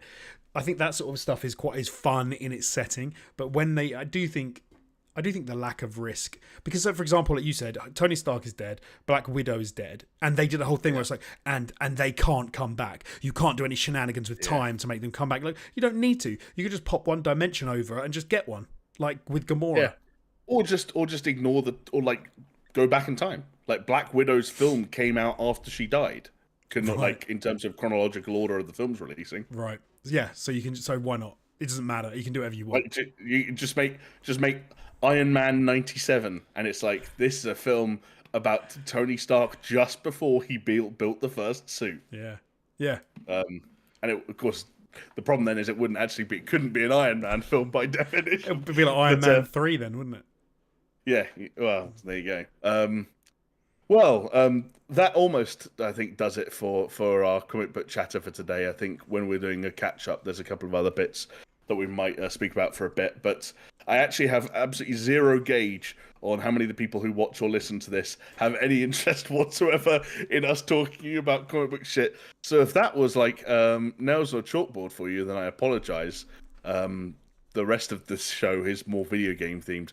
But if you liked what you heard, then you're welcome, I guess. But the thing, Jonesy, that enables us to come onto the internet and talk about San Diego Comic-Con. Do you know what it is? Electricity. Yeah, that helps. That's an important piece of the puzzle. I'm thinking something more monetary in nature. Oh, is it the patrons? It's the patrons, because what could be more monetary than money? And that's what they give us. Just want to give a big shout out to everyone that supports us over on Patreon. Obviously, as we've said numerous times in the past, that it remains true. This is a podcast that is made entirely possible by your support.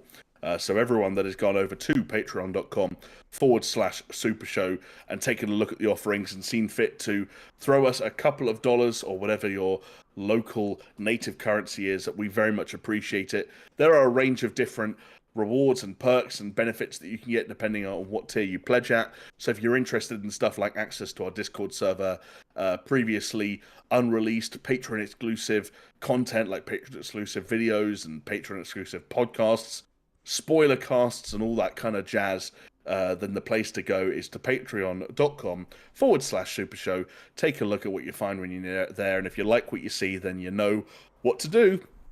There are some names on screen right now of some wonderful folk who have gone over there and done just that, and to them we say a huge thank you for your support. And I'd also like to give a slightly more personal shout out to Aaron Cameron, Athletic Gravy, Brimstone, Ice Not Rock Salt, Jesper Camdal Nielsen, Pastors Guild, Xander GTI, and then of course we have the big dogs, the Infinity Stones on the gauntlet that is this podcast. Brett Z, aka Shellshock, Geometric Potter, Hacksaw Book Read, Manuel Guerrero, and Ps5. I like Thank you all so much. Yeah, the Infinity Stones of the podcast. Comic books. Thank you, everybody. Yeah, thank you very much. Jonesy, at this point of the podcast, usually because I'm hosting and I feel like it's my duty to kind of throw to you and toss you the mic and allow you to take the stage. But I feel like my brain wants me to do one more comic book related thing just to kind of put a bow on everything MCU that we're going to be talking about today, and then we can actually move on to video games. So how does that sound? Sounds good. Okay. The thing I was going to say, and I actually kind of mentioned it a couple of times already, but I feel like I have some thoughts to share because in the last 72 hours, I have watched all three Deadpool films, including. You didn't tell me that. Look at you Yeah, go. I don't know. I'm usually really bad at that thing of like, oh, the new movie's coming out. I'll watch the ones that came before it. I cannot, for the life of you, tell me why Deadpool was the franchise that kind of made me do that. Okay. Or why Deadpool was the first film in a very long time that I saw in its opening week. Because I am extremely middling on the first two Deadpool films, just to kind of set the stage. But I think part of it is because of what we were talking about before we went live, which is that I don't know if it's our algorithms or what. Maybe they're listening to us when we're having these conversations. But social media apps are coming for us right now when it comes to spoilers for this film. Yes, they are. They've tried to ruin it for me a number of times, and I'm finding it quite difficult to dip, dodge, duck, dive, and dodge out the way of all the spoilers. Yes. Hopefully, you out there listening around the world are also having some good fortune when it comes to avoiding anything that you didn't want to see, unless, of course, you've seen the film itself. I would say that, Jonesy, for my money, Deadpool and Wolverine is a solid Deadpool film and delivered everything that I expected a Deadpool movie to deliver. I am not the biggest fan of these movies, but I think this is a solid one of those, and I think people that like know what they're getting in for and liked Deadpool 1 and 2 and like that character and are intrigued by some of the stuff that's going on, with the inclusion of Wolverine and some of the other elements that have been hinted at in the trailers. I'm not going to say too much in case people are even avoiding them. I think they're going to get what they came for, and in some cases even more than what they came for, because I felt like I wasn't going to be too surprised by anything that popped up in this film. And even I had a big childlike grin on my face at a couple of points. And I was like, I did not see that coming. That's really kind of cool. I still think for me, like when I say that this hit in the same way that the previous two Deadpool films hit, what that means is that like, I think the joke success rate in the Deadpool movies for me is about like 25%. 33%. Okay. But there are so many of them that means you're laughing more than you would usually laugh. Right. And similar to, I thought, again, having watched them all almost back to back, similar to Deadpool 2, I thought the fight scenes were like a bit of a mixed bag where some of them were a bit of a blur. And I think they struggled to kind of keep up with the action, and they were a little bit too interested in making sure that every character got an equal number of cool superhero moments that were delivered in slow motion. But some of the kind of slightly simpler set pieces, usually when it's just Deadpool on his own fighting a bunch of dudes, some of those were like really quite fun. The choreography was silly, and usually the music that accompanied a lot of those fight scenes was, again, as we've seen in previous Deadpool films, appropriately nonsensical but like humorous in their own in a number of ways. I guess like the thing that I'd say that is a bit of a bummer if I were to be dour and slightly more cynical about this is that like when you strip back a lot of those fight scenes and a lot of the gags, the fourth wall breaks, the cameos and the surprises, like the bare bones of this film are pretty rote and like inconsequential. There was a part of me that wondered if this was going to be, to follow on from our previous conversation, something that actually kind of like helped kickstart my intrigue in the MCU going forward, and it doesn't. Okay. It seems a lot more interested in being a send-off to the 20th Century Fox era of films than it does being like the kickstart to this new look MCU. And even like the send off to the 20th Century Fox stuff, I don't think it earns some of the gravitas that it goes for in some of those sort of slightly more emotional moments. Like I actually think that the emotional core of this film is a little bit lackluster, even as that pertains to sort of Logan and some of the things they try and do with him. It didn't deliver. And I think, do you know what I think kind of undermined that a little bit for me was watching it back to back with Deadpool 2. And like so much of Deadpool 2 is about Deadpool like trying to find his family, like saying it's like a family film, and like I'm trying to get this group together, and like I want to prove that Russell, this kid, can actually be a good guy and isn't doomed to be a murderer, and maybe even Cable might like me by the end of it. And with the exception of a couple of characters, like so much of that is swept under the rug. Some of those characters from like that finale of Deadpool 2 don't show up at all in Deadpool and Wolverine. Some of them show up but might as well not even really be in it. Right. And it's like, and all of a sudden he's on another like quest to save the people he cares about again. And it's like, I don't believe you. Right, because why are you doing it again when you've already done it? Yeah, and also like some of the people that like were supposedly in your family just disappeared, and like I know that's probably to do just to like casting limitations and availability and schedules and stuff like that. But I was like, I don't know, I just don't believe you. Like I feel like Ryan Reynolds feels like he has this obligation, or maybe the studio feels like they have an obligation that at some point like Deadpool has to be like, no, like, hey, there's a dude under all of that, and it's a dude who in the first one it's about him being in love. And in the second one, it's about him like having a family, and this one is a kind of about him like wanting to fit in and be something and mean something. And it's like actually you're hitting a lot of the same notes as the previous two films, right? And they're just as meaningless. Okay. Yes. Which is, but that's not what people are going to see Deadpool and Wolverine at the cinema for. I feel like, and if you are, then you have a bad taste in films. With all due respect, I think it's a weird thing because almost like. If you, there's something to be said, like that's what they should have been aiming for. They should have been aiming for a coherent Deadpool trilogy, so that in years to come you can look back on it and think like this is a decent trilogy. And this is, but whereas I think you're right. I think what they've actually done is they've made 3 Deadpool films with Deadpool being Deadpool, where you can watch them and you're supposed to like laugh and go, oh, this isn't this wacky. Yeah. It's Ryan Reynolds breaking the fourth wall. But actually, that for longevity is probably not as good. But in the as a payoff film, when you go to the cinema to watch it, maybe it does. And that's I guess I think it definitely will. People at this stage, audiences are savvy. They know what they're in for. Like there's a gag that kind of appears in both Deadpool 1 and Deadpool 2, which is this idea that people might have stumbled into the cinema and not really know exactly what they're seeing. Like, right. Oh, you told your girlfriend this was this kind of movie, and like, oh, I bet you're shocked at how many times I've already swore or shot people's heads off. By this point, everyone knows what they're going to see Deadpool and Wolverine for. Yeah. Everyone's watched trailers. Everyone's heard rumors about who might show up, or knows that now, like, hey, the budget's increased. A lot of the the business dealings that we mentioned earlier have been dealt with. Like, can we spoil stuff that's already in the front and center in the trailers? Do you think? Yeah, if it's in the trailers, then I think. Yeah, so like we already know that like they go to this kind of like weird nomadic kind of like wasteland where like things that were pruned from the timeline go to die. We've already seen that there's a big like 20th century fox like statue that's half buried.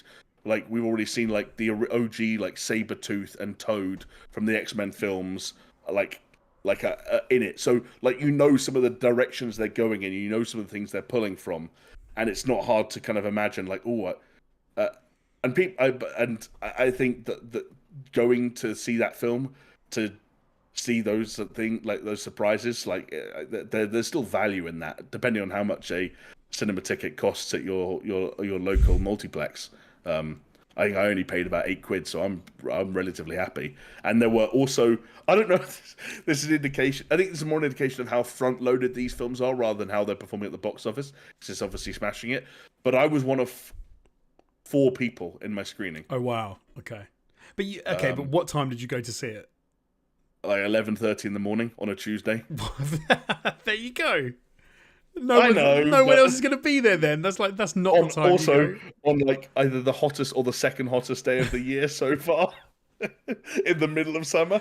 There you go. That's not cinema time. But no, I think. Yeah, I know. I think you'll have a good time.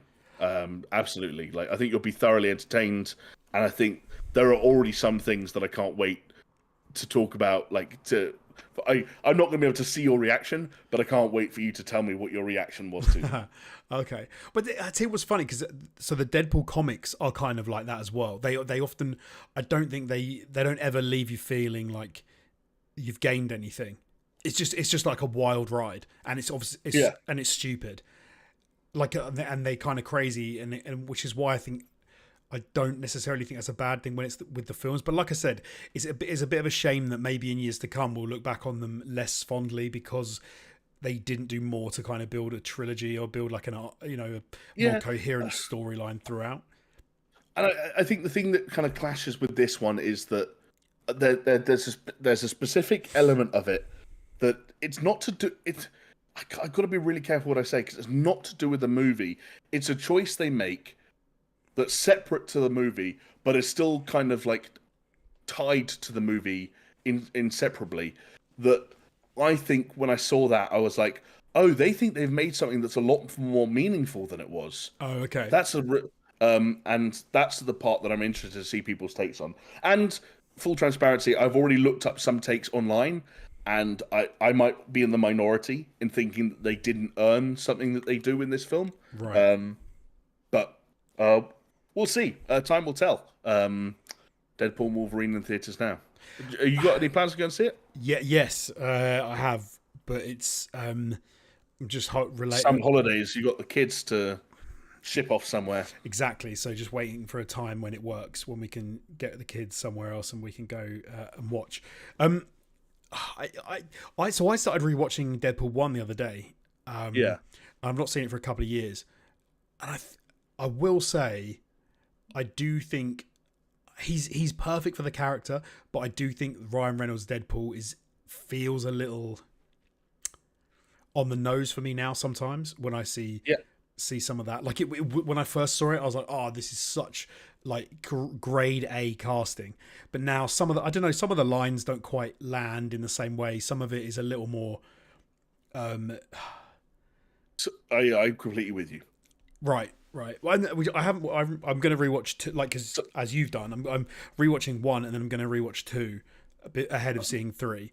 I don't know. I'll have to see if 2 feels the same or if 2 feels a little bit more like there's more going on. So I don't know if this is recency bias, but again, watching them all, there are some bits in the first Deadpool where like where Deadpool's breaking the fourth wall for some of the first times, and some of the jokes he's telling.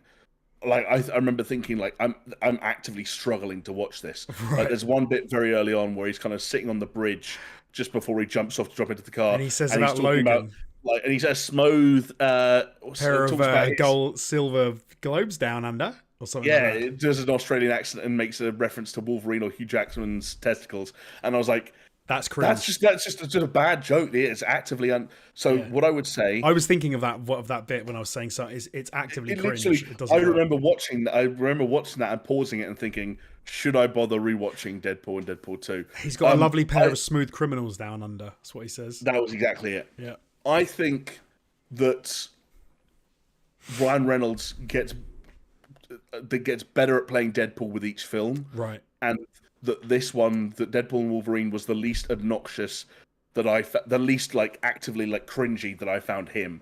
Doesn't mean it's the funniest necessarily, but I think that it was I think what also helped is that because like it's Deadpool and Wolverine's there for a lot of the film, and when Deadpool has someone to talk to that's not you, he does that. And so a lot of them, we've already addressed some of the scenes that have been shown either in clips or in trailers, and how some of them, like the joke landing rate still isn't amazing. It's still extremely a case of quantity over quality. Right. But you get there in the end. And I laughed out loud, like I'd say maybe 5 or 6 times. Okay, that's good. Maybe 4 or 5 between 4 and 6. So yeah, whereas rewatching Deadpool 1, I think I laughed once or twice. I think I can't even remember what at. So yeah, there you go. That's. I want to make a really quick point, and I'd see if you agree. So I was rewatching Deadpool 1, and I've obviously been watching The Boys and Gen V recently, and I obviously in Invincible as well, which I really like. Watched the first 2 seasons of that like a few months ago, I think.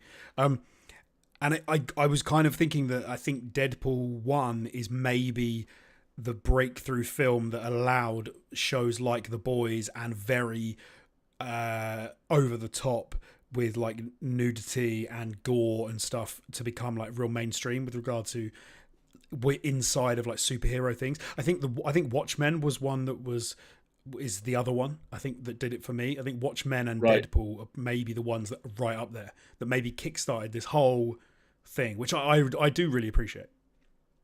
Yeah, I think you'd have to give Deadpool some credit in that respect. Like it was the R rating, wasn't it? That was always like the quintessential, like, oh, as soon as you go into that territory, then there's a whole bunch of people who can't go and see your film.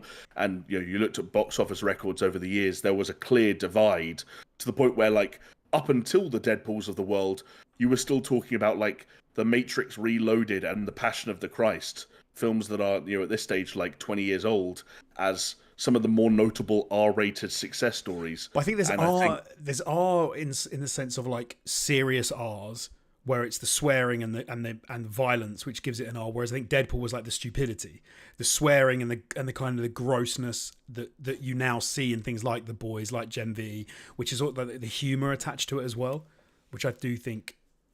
I think it was. I see it as more of like a Field of Dreams kind of thing. Like I think what Deadpool proved, and I think what subsequent Deadpool films and like even like Logan and then going into TV things like The Boys proved was like, if you build it, they will come. Right. Which that like it doesn't matter what the certificate is. There are a number of adults there. If you make the right film or the right TV show for them, they will show up for it. Okay. That was my feeling on it. Okay, I would love to see an Invincible film, live action film. I'm just going to put that out there. That'd be sick. Do you feel like you need one? Like I think it would be on another level. It would literally be on so like The Boys and Deadpool and all that. There is blood and guts and gore. Then I think Invincible would be on another level altogether. And more mean that like you've got a very successful and critically acclaimed animated show. Do you want like it to be readapted into another format? I think it would just be. Need that? It doesn't, but I just think it would be a sight to behold, and I think it might stop the progression of like R-rated superhero stuff. I think maybe people would go, "We've gone too far. We need to come back." When Omni-Man is just ripping apart like person after person after person, and like slamming his own son through them, and like, exploding humans all over the place, and just talking about them like they're cockroaches, and then just it would be on another level together. I feel like people would go, "We've gone too far." Well, yeah, I could maybe see that. I wonder. Yeah, I don't know. Part of me hopes that. Part of me feels like there isn't such a thing as too far. Audiences nowadays, they can handle anything. They can stomach it all. Should we talk about some video games? Yeah, let's do it. Video games. You've been playing a hot new title that definitely isn't 8 years old. Am I right? I have. As I said last week, if anyone caught the live stream, I really want to play some No Man's Sky because they've had the update, the World's Part 1 update, which they rolled out. I think it's now on PC and on PlayStation as well. Jamie and I actually sat down and played some together. So we, less successfully, mate, sometimes than others, but no, it was. I enjoyed it. I liked going back to No Man's Sky. I am grateful for the changes they've made. I think to Worlds Part 1, like some of that water stuff and the clouds things. I've had some issues. I can't play currently on my PlayStation 5 version of the game because for whatever reason my PlayStation 4 data won't migrate across, which is very annoying. But I feel like this is the best iteration the game has ever had, which I suppose is easy to say and is not that surprising, with exocraft, base building, even some I think you hadn't seen, but then I brought you down to a base where I was the overseer, where I'd been asked by a group. Right, yeah, I hadn't seen any of that. To help build their base that they had on a world and take out sentinels which were attacking them.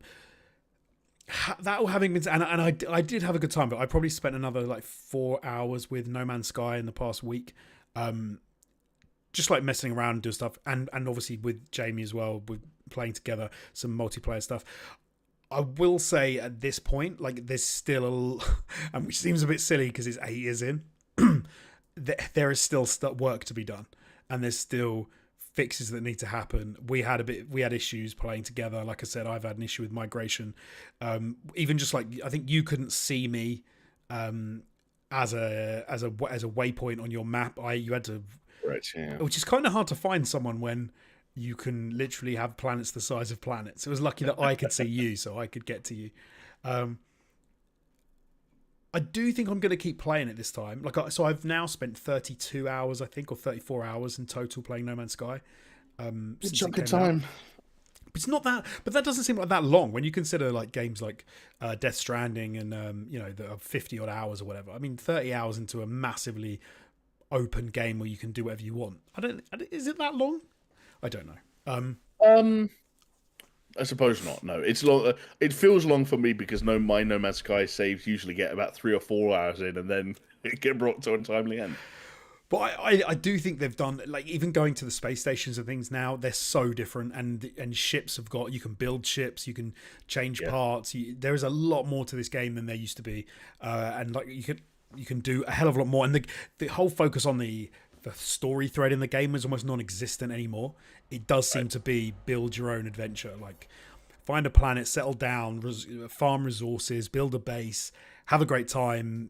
And they've made the quality of life stuff, I think, which is really good. Like the teleportation systems and that work really nicely, and you can get around very easily. You're not like annoying yourself because you haven't got enough warp fuel to go a couple of systems back to a space station or something. So no, I'm very happy with where the game's at. Like I said, I do think they need to work on a few bits. But yeah. So I don't want to say mixed bag. No, it's a positive bag. It's positive. It's a positive bag. I think it's always weird when you're talking about, like, as we said when I threw to you, like, it's an 8-year-old game that they have just consistently updated over and over and over again, always for free. And I think the thing I'm always reminded of whenever I go back to No Man's Sky is that, yes, there are quality of life improvements, and there are things that are immediate, like visual or performance improvements, or like planetary and flora and fauna variety. You notice that stuff almost immediately. But they've spent a lot of the last 8 years adding stuff that you 32 hours into the game, are better positioned to see than I will ever see. And I have been lured in by a lot of stuff where I'm like, I see people building these great buildings and driving around planets on these four-wheeled vehicles, and then fighting these giant bog monsters, and then having their own freighter ships full of their own. And I'm sitting there going like, I built a cube house with 4 walls and a roof. Does it make you think of Ark?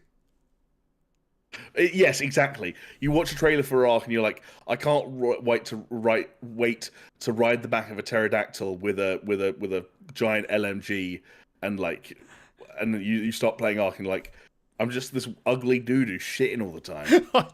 I just all I end up doing in Ark is making a pair of trousers, making a top, and pooping. And it feels like, and then I get killed by something, exactly. And then I have to start again, and then the next time I make a sharp pointy stick, and then I get killed again, and I'm like, I hate this game so much. And exactly as you said, whenever you see trailers of it, it's like, I'm gonna live Dino Riders. This is gonna be wicked. No, never ever happens. Horrendous. You never do. You never do. I feel like I'm closer to it in No Man's Sky, at least. Like No Man's Sky is much more forgiving,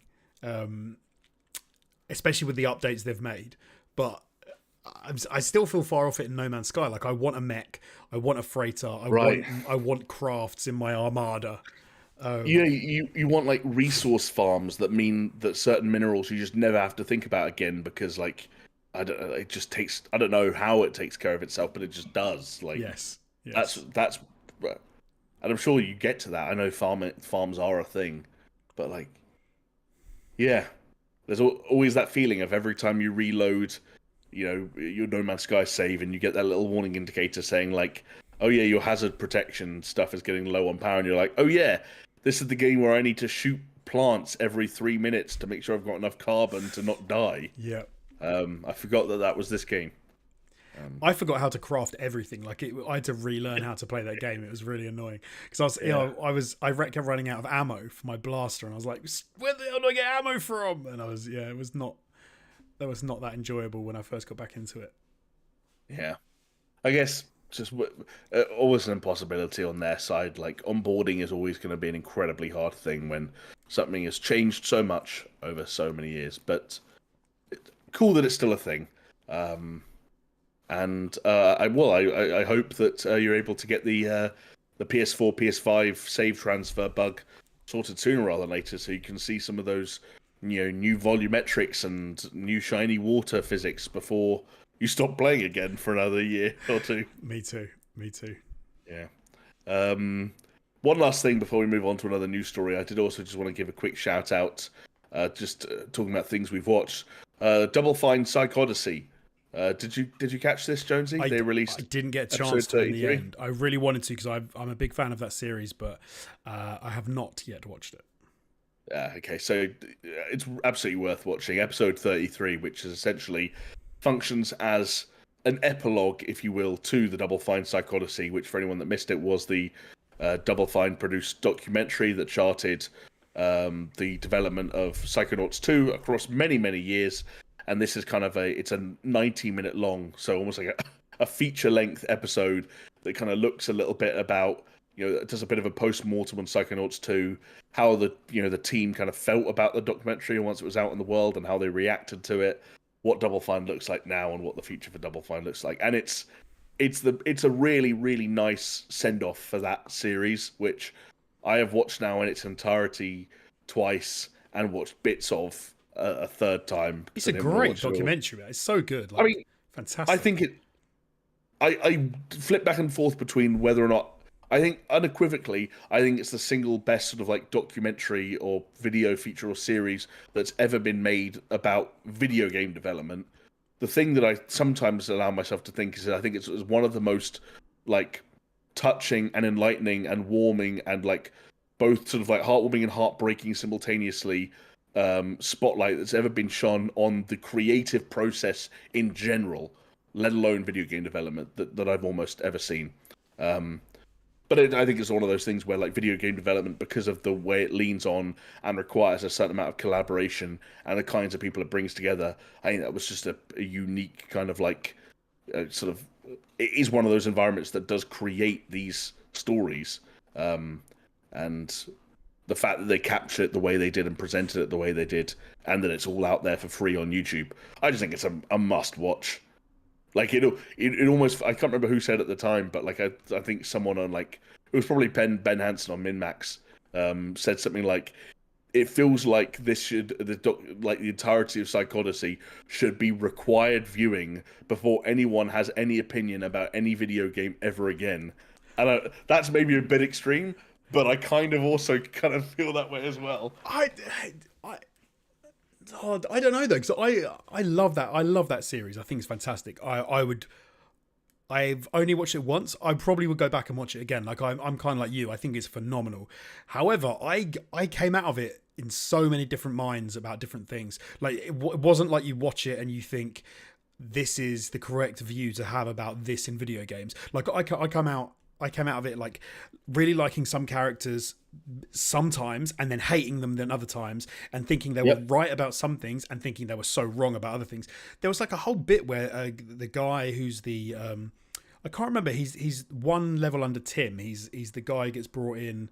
Oh, what is his name? Oh, Zach, is it? Yes. The guy who gets brought in to be like the project lead. Yes. Let's just say. And at some point he leaves the company, right? And they say, don't worry, we've got rid of Zach. And there's some people there who are like, I'm so glad Zach's gone. Zach was really bad, like juju for this. I'm like, I loved Zach. I thought Zach was great. Everything I saw of Zach was he was just doing his job. He was super professional. And I think he was required at a company. And then I saw a whole bunch of people complaining about him who I thought, yeah, you're complaining about him because he was making you work in a more professional way and you didn't like it. And then literally a few episodes later, I'm like, I'm so glad they got rid of Zach. It's so much better now he's gone. So it makes me ebb and flow with like the whole process, and getting annoyed with Tim himself for the fact that he's like, he just disappears to go right, and I'm like, do your job, Tim, do your job. Yeah. And then he's also seen as this golden child, as this messiah figure who he walks around the office and people just hear, ah, and it's literally, it's great. It's a fantastic show. Yeah, you should definitely watch it. I'm psyched for this new episode. I do agree with you. I thought you were going to go in a direction that I wasn't agree with, because I don't know if I agree with the assertion that people disliked Zach or rubbed up the wrong way by Zach because he wanted them to be unprofessional in a way that they didn't want to be. Like I think No, he wanted them it to was be more professional. Like he was like, sorry, he wanted them. Yeah, sorry, that's what I meant to say. I don't think it was a question about like being professional. I think it was a question like the split between design and the other parts of the the game production pipeline, and how much control that he wanted to maintain in it within his team, and how that dripped down to art, and how that dripped down, and so on and so forth, and some of the friction that created.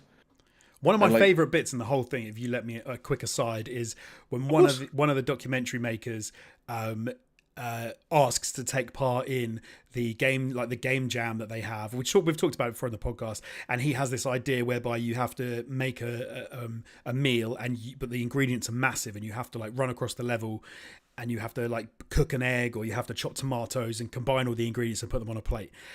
And he came up with the concept. They have like 2 days, or I can't remember what it was, to make, or a week is it, to make this thing and then present it. Yeah.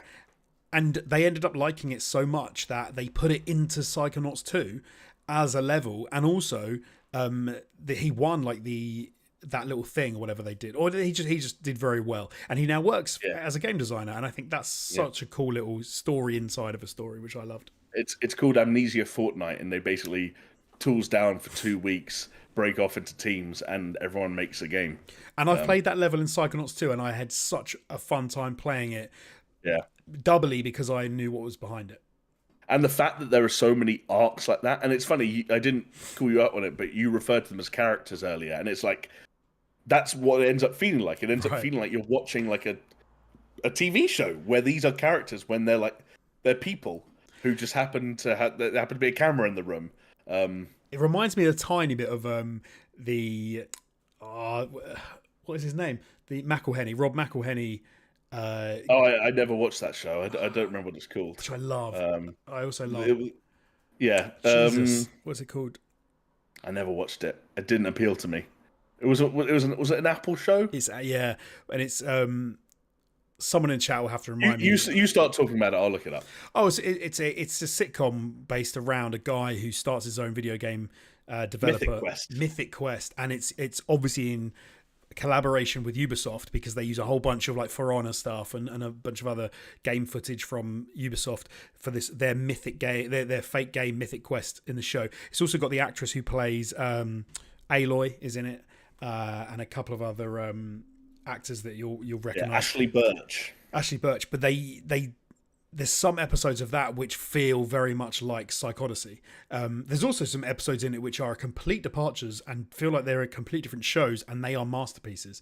I recommend anyone watch it just for those in between episodes, which kind of don't even have that much of a bearing sometimes, but they're just poignant, and they're actually quite like nicely dramatic with a bit of humor, and they are a bit of an aside. But it made me think of Psychodyssey in that sense, because some of it is similar in some ways.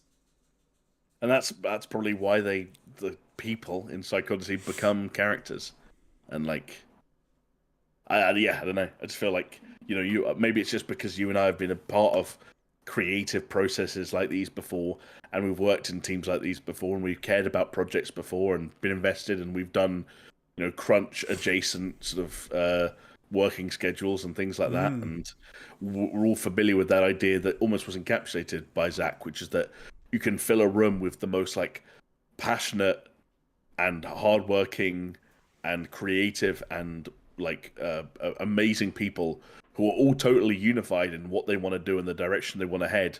But all it takes is one person to communicate in a way that might not even be the wrong way of communicating. It's just interpreted by enough people as the wrong way of communicating, or something like that. Like one chink in that chain, and everything kind of falls apart. And and the human cost of those kind of situations, and because it's a very like raw documentary, like it's kind of people speak their mind in a way that was refreshing. But it's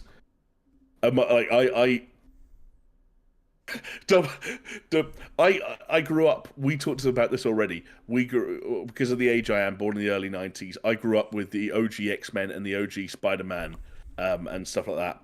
I watched a film. I watched a film earlier today that was trying, in some respects, to be a send-off of that era and the 20th Century Fox kind of stuff.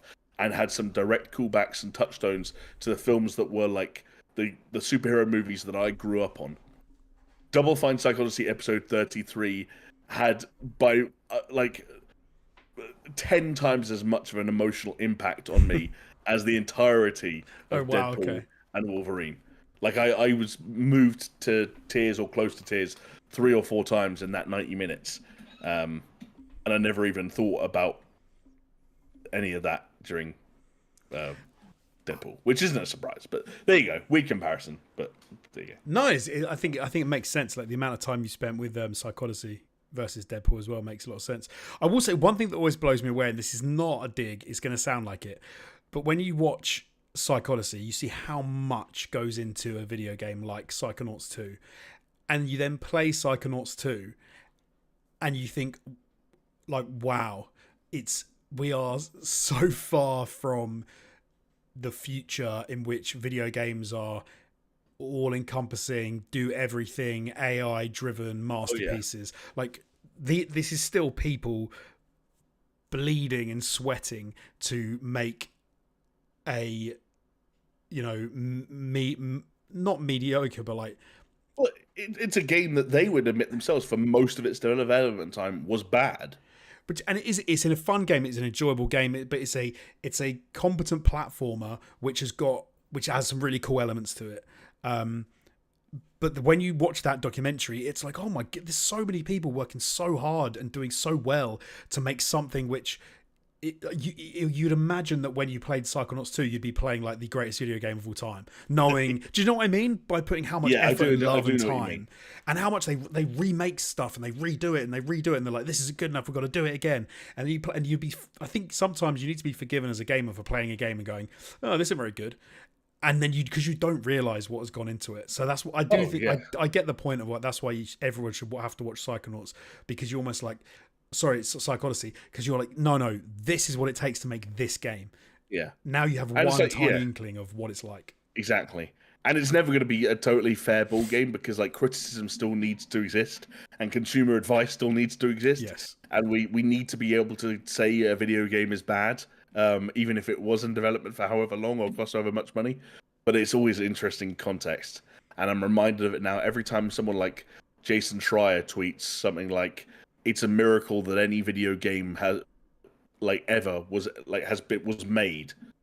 Like, let alone games are good. Sometimes it's a miracle that games get finished. That's so true. I'm reminded of that documentary and just like, yeah, like, I don't know. Yeah. And like, yeah, it's interesting. And, I've seen, since like, in the last couple of years, I've seen more and more of that, like, firsthand as well, work-wise. It's like, yeah, it's absolutely bizarre, and I don't know why anyone would put themselves through it, but people do, because people care about video games perhaps more than they should. But anyway, should we talk a little about PlayStation before we wrap this bitch up? First thing, bit of a PSA for anyone hot for a bargain, but also just a little sort of inkling as to what PlayStation has going on when it comes to this side of its business portfolio. The PlayStation VR 2, Jonesy, is in the midst of receiving a pretty darn hefty price drop to the tune of around $200. Nice. Now, I think and here's the thing, and I think this happened to you earlier, a lot of people are going to hear a $200 price drop, forget how much it cost originally. It's 50 quid now. Yeah, and just think, oh my god, they're giving it away. No, the PlayStation VR 2 still costs like over $350, or around $350. I think it varies depending on the retailer you go to and the package. It does now mean that it is officially lower in cost than the MetaQuest 3. I was going to say, it's like they've done it. It sounds like they've done it on purpose to put it like $50 below the MetaQuest 3. I reckon. Right. Something like that. Yeah. That would definitely be a tactic, especially because the other thing going on here is that the $60 adapter that was announced that will allow the PSVR 2 to work on PCs is right around the corner. And we also now know that there is a PSVR 2 app on Steam that is coming soon as well. So it seems like, all in all, perhaps it's a bit of a pivot and repositioning to say, hey, look at the PSVR 2. It's not this PS5 exclusive headset with no games to play. It is except this slightly more sort of like multifaceted headset that is priced well relative to its competitors and is high quality and works on your PC. So let's read between the lines on it, because they're not going to say it, but we will. You can watch porn with this. You can. Although, why would you bother when you can have a completely untethered experience in the MetaQuest 3?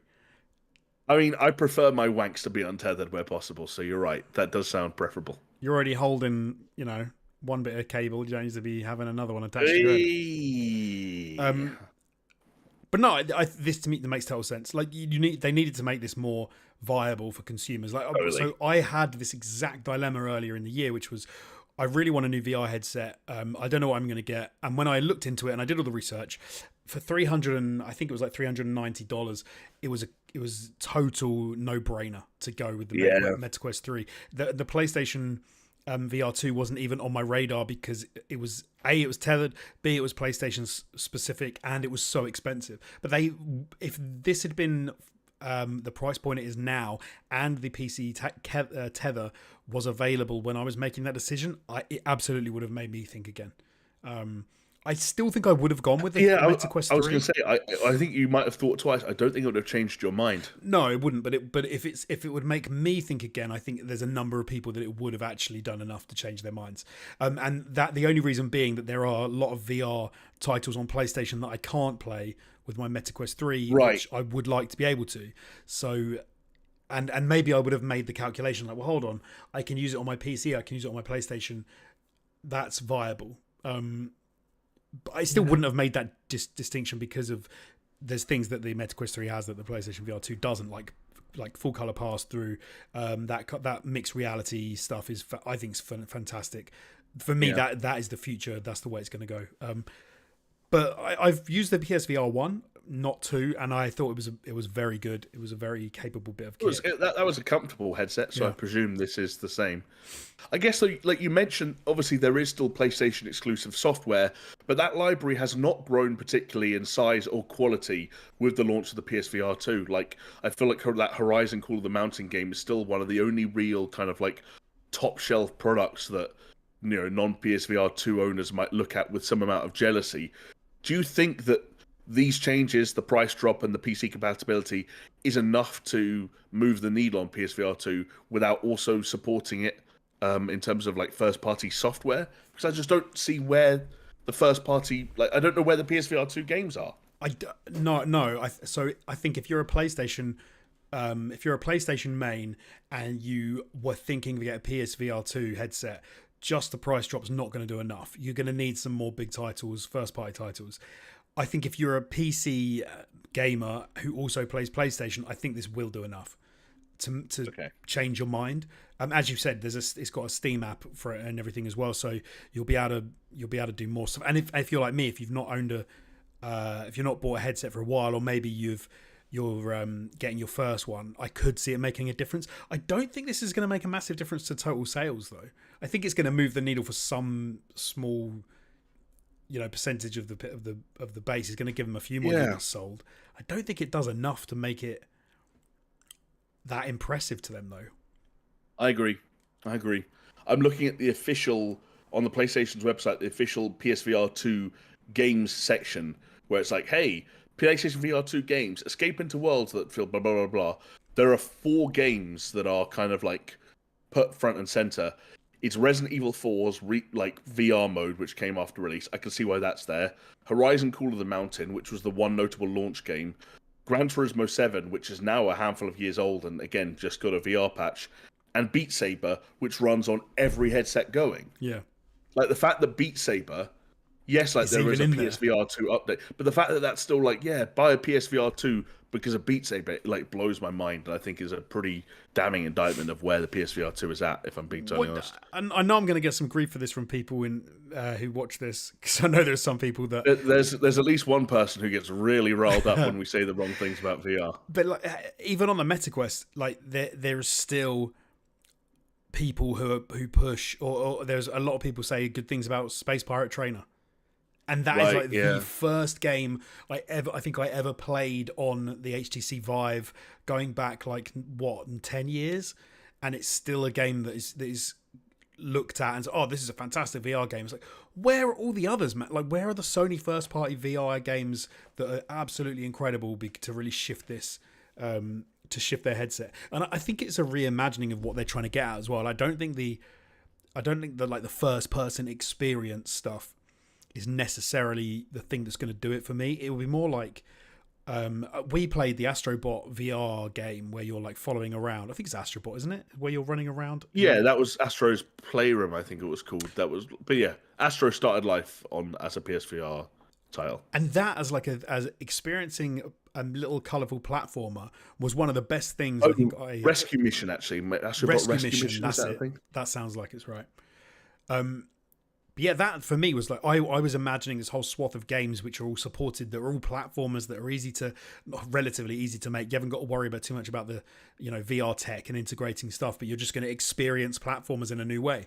And they just didn't seem to come off. And I played Moss and Moss 2 the other day on my headset for the first time. Stunning, absolutely stunning. Like, what an incredible way to play a game like that. Yeah. So that we just need some more novelty, maybe. Sorry, non-novelty. We need some more like mainstream games that utilize it as opposed to like novel games, which I mean they're fine, but they're never gonna. Do you know what might move the needle for me?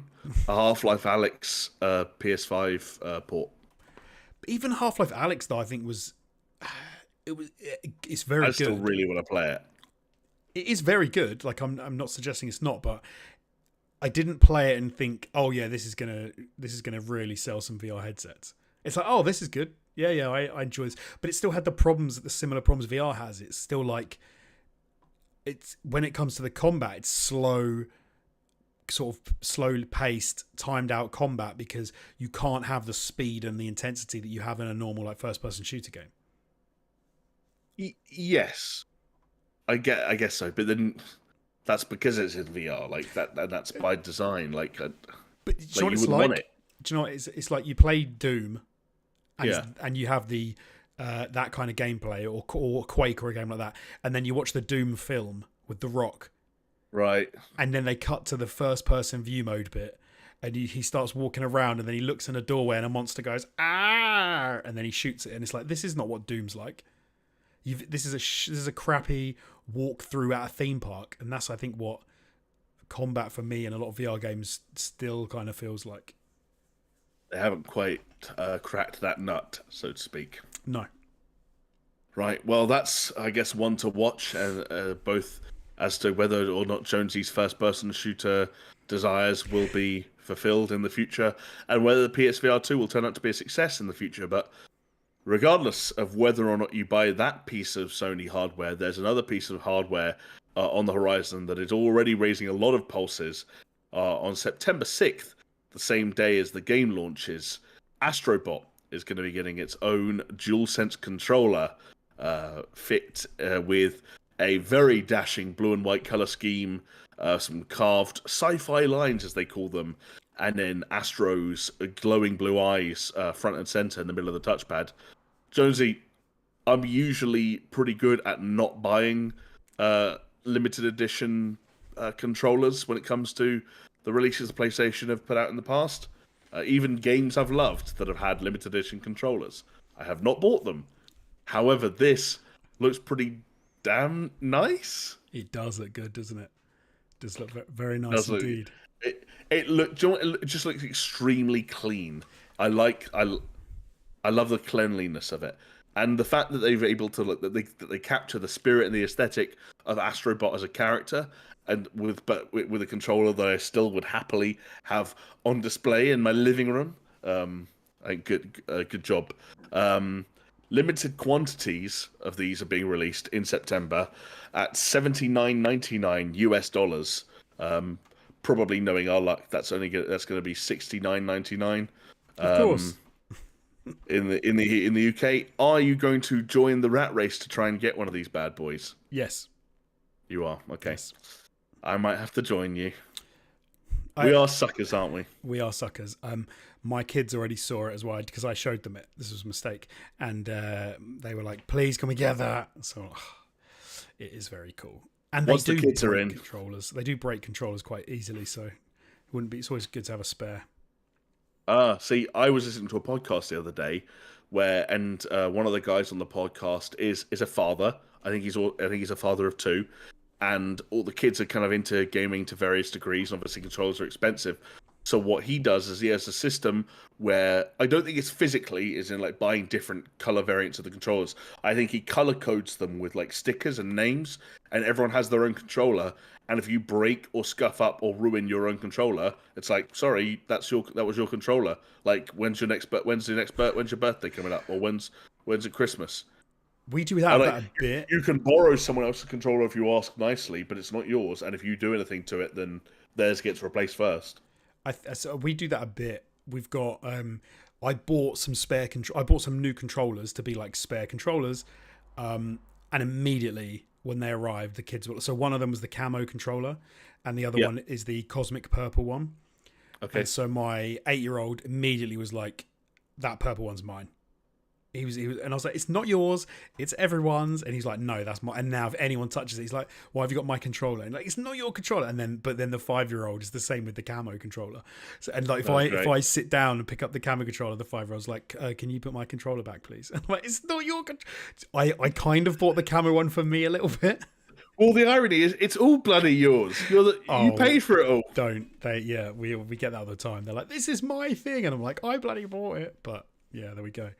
Yeah. But no, I think there will be tears before bedtime when we get if and when we manage to get an Astrobot controller, because I'm only getting one, so maybe I'll have to make it that it's mine, and if they're good, they can use it.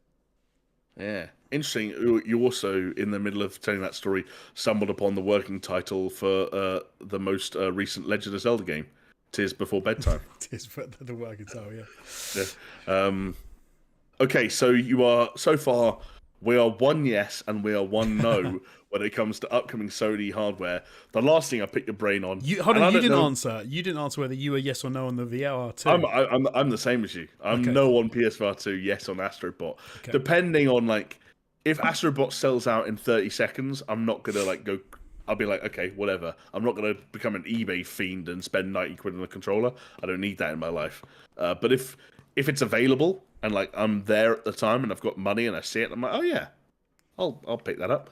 PSVR 2, it might be the closest I am to getting a VR headset. But that's because I don't own any, and I don't like the idea of getting one that kind of like fits into the PlayStation ecosystem that I'm already very much a part of. Like, feels like it's just an easy transition for me. Like, I could go and get a Meta Quest 3, but like, I don't know.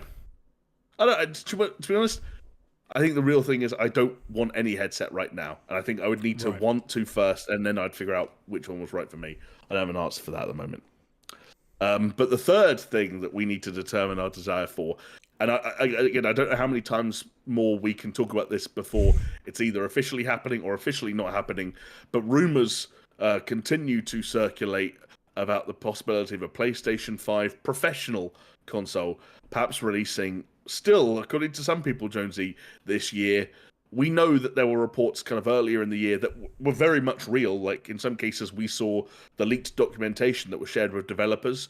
We know that developers were made aware that it was happening. We know that they were told the specs. We know that they were told the cutoff date, anything after a certain point needs to have this, that, and the other. Very similar to how the PS4 Pro worked.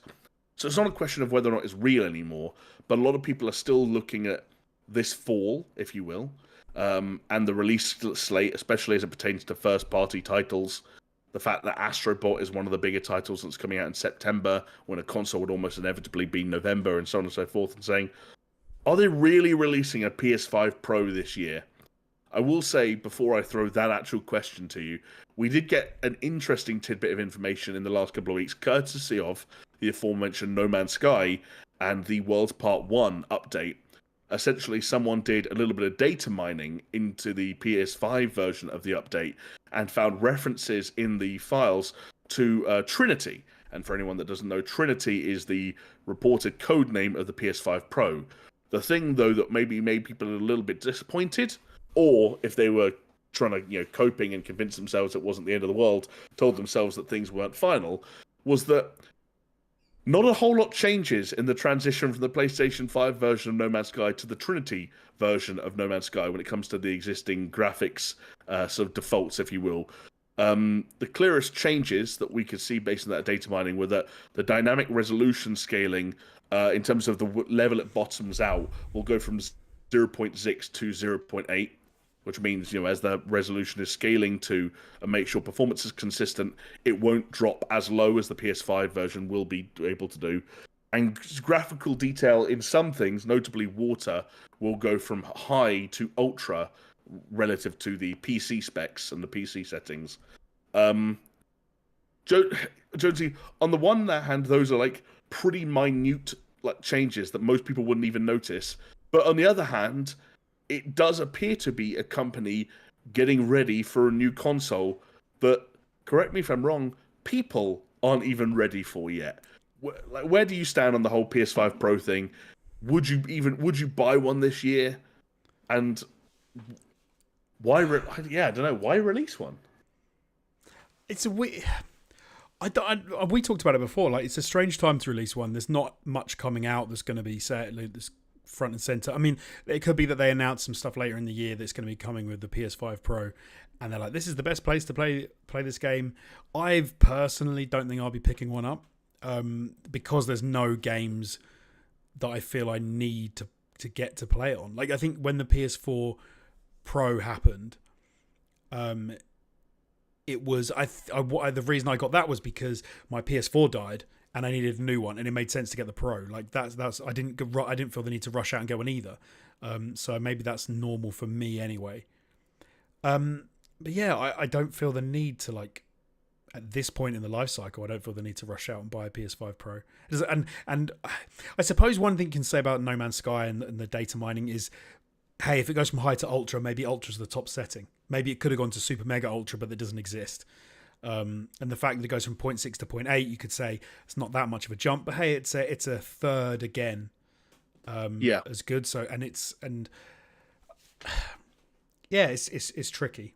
I think the big thing in the future of gaming is going to be like AI and software and all that sort of stuff, as opposed to hardware updates anyway. So it's be interesting to see where that goes. But I mean, there have been some rumors that, like, again, that the PS5 Pro might incorporate some of that kind of stuff, but that feels like it's going to be a big talking point around the next generation, if not before. I agree. I think the other thing about, I think I agree with you on, like, kind of that 0.6 to 0.8 change, and like the water quality going from high to ultra. I think on the one hand, those changes are really minute, but on the other hand, I think there is something that a lot of people suffer from, and I know this because I suffer from it, when it comes to the sort of the psychology around changes like that. And as soon as you create a situation where one thing is better than the other, then by definition, one thing is worse than the other. And as soon as you put that version of that, you launch that version of that game, if there's a voice in the back of your head that says, hey, you're playing the inferior version of this game, just so you know, like, there's a better version of this game you could be playing. That's a really annoying, nagging voice to have in your head. Yep. And it won't move the needle for that many people when the game in question is No Man's Sky. But when the game in question is GTA 6, and that voice in your head is saying, you've waited over a decade for this, and you're not playing, you don't own the console that produces the highest quality version of this product, what are you doing? That's when I think a lot of people begin to cave and say, that's when almost the FOMO kicks in of saying, and like, a lot of people survived it. I remember, like, all the way through to, summer of 2020, like, when Ghost of Tsushima and Last of Us Part 2 were coming out. A lot of people didn't have PS4 Pros, and I know that because I would join party chats with them to play Warzone, and it would sound like an airplane was taking off in the back, or a helicopter was taking off inside their living room, and it was just them trying to load Verdansk. But I think there is still going to be plenty of people, and I consider myself among them, that, like, again, as soon as that's the kind of the mental dilemma that you're faced with, where, like, do you really not want to be on the cutting edge? People buy a new phone every year or two. How many of those people would you interview, and they would not be able to tell you why they want that new phone or need that new phone? That's a very good point, and it's interesting because I literally today, I looked and realized that I have 2 months until my phone plan is up. I've got a iPhone 14 Pro, and obviously there's a 15 out at the moment.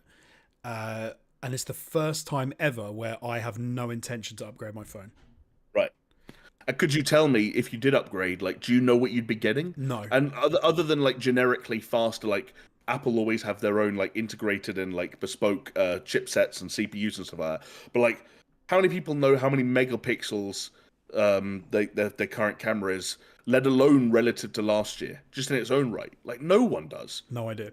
The only reason I think so watching the recent Apple showcase, like there's some stuff in there that with the latest iteration of the iOS that's going to come out later in the year, that if there were things that I couldn't use because I didn't have an up-to-date device, I would get annoyed at. You're just talking about Apple intelligence, aren't you? I am thinking of Apple intelligence. Yeah, of course.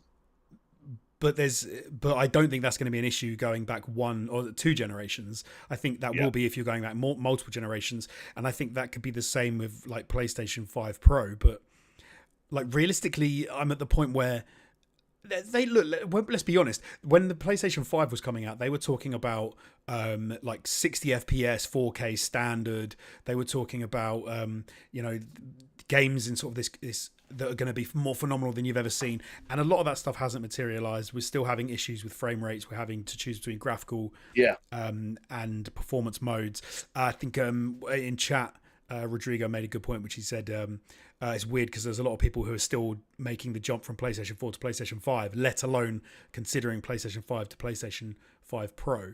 And I think, and you called it, it's the fact that there isn't the first party software.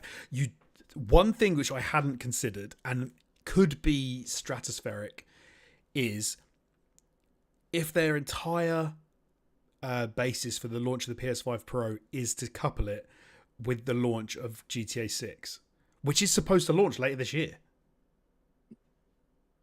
Like, yes. And the PS5 Pro is supposed to launch later this year. It may be the reason. GTA is next year. But it was supposed to be later this year, though, wasn't it? Originally, it was supposed to come out like back end of this year, wasn't it? Never publicly, no. Oh, okay. I thought that it was supposed to come out like very end of this year, and then I was kind of like, oh, I wonder if the kind of shadiness around the PS5 Pro not having a date, like they're going to launch.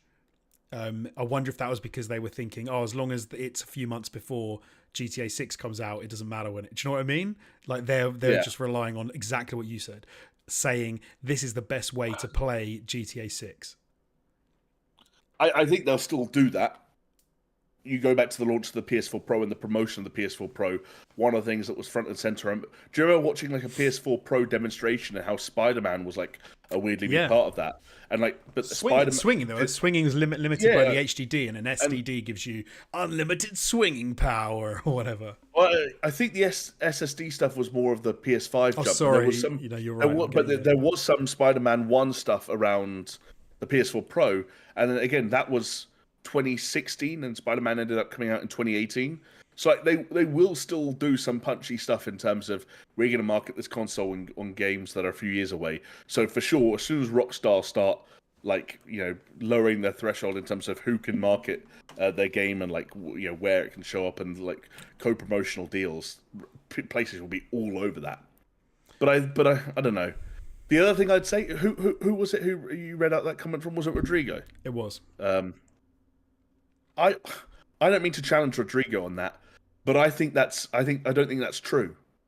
I think we had a really slow start to the generation because of production pipeline issues, manufacturing issues, distribution issues, COVID, all of that stuff.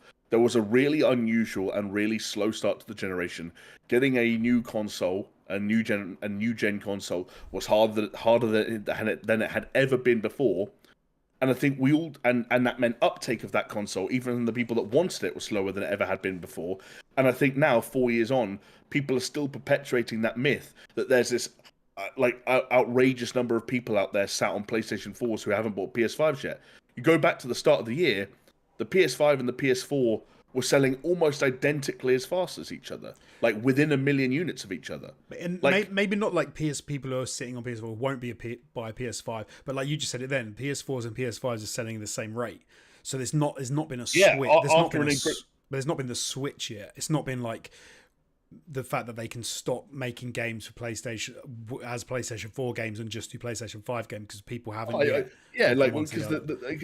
because once the generation is over, like that number is still way too high. But I was guess thinking, I wonder what the rate what I'm- is. I wonder what the I'm- usual switch is in time, like from what, PlayStation 3 no, to but PlayStation what 4. what I'm saying is that like if the PS4 and the PS5 are selling at the same rate, then the argument that people are still transitioning to the PS5 and won't buy a PS5 Pro would be just as true as someone in 2016 going, people still have PS3s, they haven't even got PS4s yet. But no one made that argument. No one thought that. So why do people think that about the PS5? But was it true? Again, I just don't. No, I don't. I don't think it's true now. I think we had.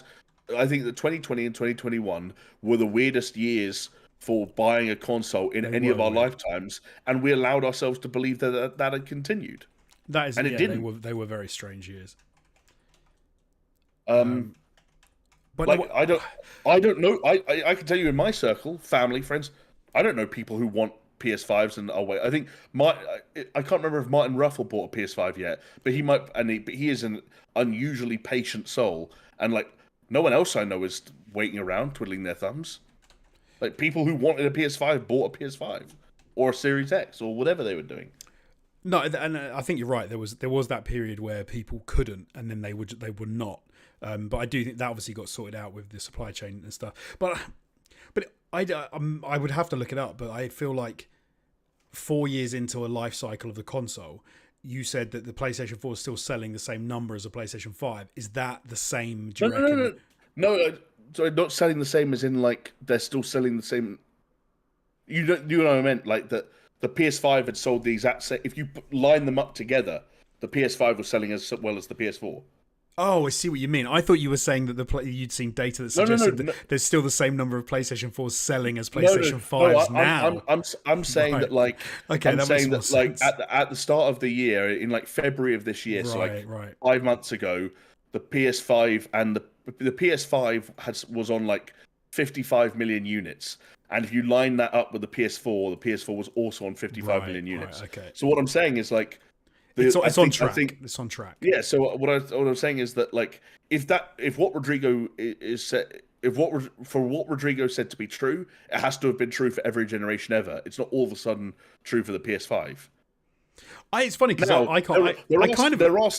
there are still twice as many PS4s out there as there are PS5s. That is a fact. Yes. That might mean that the rate at which only 50% of users have transitioned, and like in which case that does feed into what Rodrigo's saying. But what I'm saying is that like I don't know why we're at this stage in this generation going, oh, there's still loads of people waiting to transition to the PS5 when in 2016 we weren't saying that about the PS4 from the PS3. I think I would have agreed with what Rodrigo was saying though, because it seems to me that not waiting. I think waiting's the wrong thing. Like not people that are sitting on them waiting, but maybe there's just people who are just like, I don't see the point. Why do I need to go to the PlayStation? That is possible. That is possible, and the lack of compelling software would be a part of that. But then again, like then it comes back to that same comparison, which is just like, why is it doing as well as the PS4 did then? Right. When the PS4 was entering, like the PS4 in 2016 had just had an unbelievable E3 where like we knew Horizon was around the corner, like Spider-Man had been revealed, God of War had been revealed, you had like Days Gone and Detroit and things like that, or and that the PS5 is selling as well as that was. Yeah. Now a lot of those games hadn't come out yet; they would come out across the course mostly of 2017 and 2018. So the PS5 might be significantly behind the PS4 by 2026, 2027, but I don't know. For the time being, I just think that the idea that there isn't much of an appetite around the PS5 isn't true. Well, I think there's no data that suggests that it's true. Right. So relative to any previous generation. No, and I think so. I was just looking at the numbers. So PlayStation 4 has sold about 120 million units as of today and was launched in 2013. PlayStation 5 is on 59 million units but was only launched in 2020. So if you think that obviously the PlayStation 5 has got another however many years to go and all it needs to do is double what it's currently done.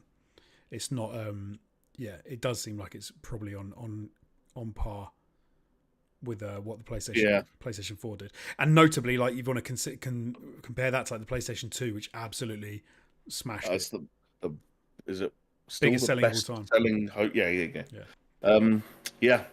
The last thing I would say that I wanted to say about the PS5 Pro, and like I talked about kind of like the FOMO element and the people who feel like they're missing out if they don't get the optimum experience with a certain title. I think there's also kind of the role that the developers play. And maybe I'm being a bit harsh, especially after that conversation we just had about Psych Odyssey. But I think the other thing that happens after, and this happens with phones as well, but the other thing that happens after, like when you compare the start of the release of a professional console and the end of that console's shared generation, is the floor and the ceiling switch places over the course of that Right. generation. In that, like, when the PS5 Pro comes out, the story will be, here's this amazing version of Astrobot that runs at like a dynamic that runs at like 1440p 60 frames a second, and it looks amazing. And if you want to go one step further, there's this better looking version that's up here. By the end of the generation, it's like, here's this amazing version of this game on a PlayStation 5 Pro, and if you don't have it yet, you can go down to this res and this frame rate on the PlayStation 5. And again, as someone like, when I think back to like Last of Us Part 2 and Ghost of Tsushima and stuff like that, those games that were like the swan song for the PS4, I remember thinking like, thank God I'm playing these on a Pro, because some of the like the performance and the noises and so on that you were getting out of, like, because like the PS4 by that point, like, there was some people probably still had launch edition PS4s. They had 7-year-old consoles sat under their TVs, and Naughty Dog were trying to make The Last of Us Part 2. It's like, it doesn't. Sometimes it just doesn't compute, and I think that's what happens. I think the industry, like the platform makers and the manufacturers, get a little bit softer on kind of like how you navigate yourself around these different platforms as developers, and developers target the platform which is easier to complete their vision on, which is the most performant one. And I think that it's something shifts where it's like, again, to use that example, you go from like great product with a better product on the Pro to great product with a worse product by the end on the regular thing. And like which console they target, and like it goes from a thing of like, we're going to make a game then make it better, to we're going to make our game then find all the ways we can shrink it over the course of those 3 or 4 years. And I think that makes it harder to turn up your nose at a Pro, but people still will, and that's totally fine. Like I said, I don't think I. So from these 3 pieces of hardware we're talking about, I think I'm yes on the Astrobot controller and no on the VR2 and the PS5 Pro. So you're yes on the PS5 Pro. Oh, absolutely. I said, I would absolutely 100%. get one if I needed a new PlayStation 5. However, I just can't. That's not going to happen anytime soon. Hopefully, that I need one. I don't even. I'm imagining myself 7th of September 2025. I'm watching the Digital Foundry video that tells me that GTA 6 runs at a locked 30 frames a second on the PS5 Pro, but the PS5 version that runs at a lower resolution also drops down to like the mid-20s sometimes during particularly hectic scenes when you blow up 20 cars at once. And that's when I'm sat there and going, I'm not playing the best version of this game that exists. No, which I think that's totally makes sense. That's very fair. I just don't think I don't think I'll be worrying about that. Then I don't know why. I just think like I'll be like, is it worth it? Do I really want to drop 500 quid or whatever it's going to be on a PS5 Pro to get a few more frames? I don't think I will. But then, hey, if my PlayStation 5 breaks, then I'm sure I will. I wanted to ask you one more question before we finish up. That John Meehan leveled a little bit earlier. He said when we were talking about VR, he said in the odd scenario that VR tech and Neuralink come online at the same time, like in their best forms, what are you going with? Do you want to be? Remind me what the elevator pitch is for Neuralink? So Neuralink is like you. It reads your brain waves, and so it can actually, you can control stuff with your mind. I guess you'd still need the VR headset though, because you're not gonna be able to. You'd still need a VR headset. I was going to say, like, unless Neuralink has got something where it can project images on the insides of my eyelids, then I don't see how they'd be a like for like. No, so I suppose Plus, you is need Neuralink, Neuralink. is Neuralink an implant, or is it like a I think it's Professor an implant. X? Like, I'm I'm I think I'm it's not an letting them implant. put anything under my skin anytime soon. That's my current Dude, feeling it's in on your that. there's fibers in your brain. It's not just under Yeah, your I'm skin. like I put it this way. I see people getting like like RFID chips like under their skin, and I'm like, that's all. That's Biohacking. cyberpunky enough for me already. I'm done. I'm out. If I could wear the VR, have the Neuralink, and control it like I was in it, thinking about moving, like Ready Player One style, Ready Player Two style. I'd be all about it. Don't know. Really, but like, what would your wife say if you went to her and said, I'm having surgery tomorrow. They're connecting things to my brain." She'd think I was an idiot. To be fair, I think you're an idiot. I'd lose my podcast co-host. no, you wouldn't. I'd just be an avatar.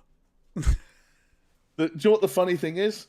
I bet the first person has Neuralink. Where's Neuralink at in terms of its rollout? They're doing testing on people. I bet the first people that sign up for their tests, those tests, and allow is Elon involved? Yeah, I believe so. I think it's his company, Yeah. right? Allow all that stuff to happen and allow Elon to put fucking implants in their brain were also the first people that thought that pensioner who got the vaccine was being controlled by Bill Gates.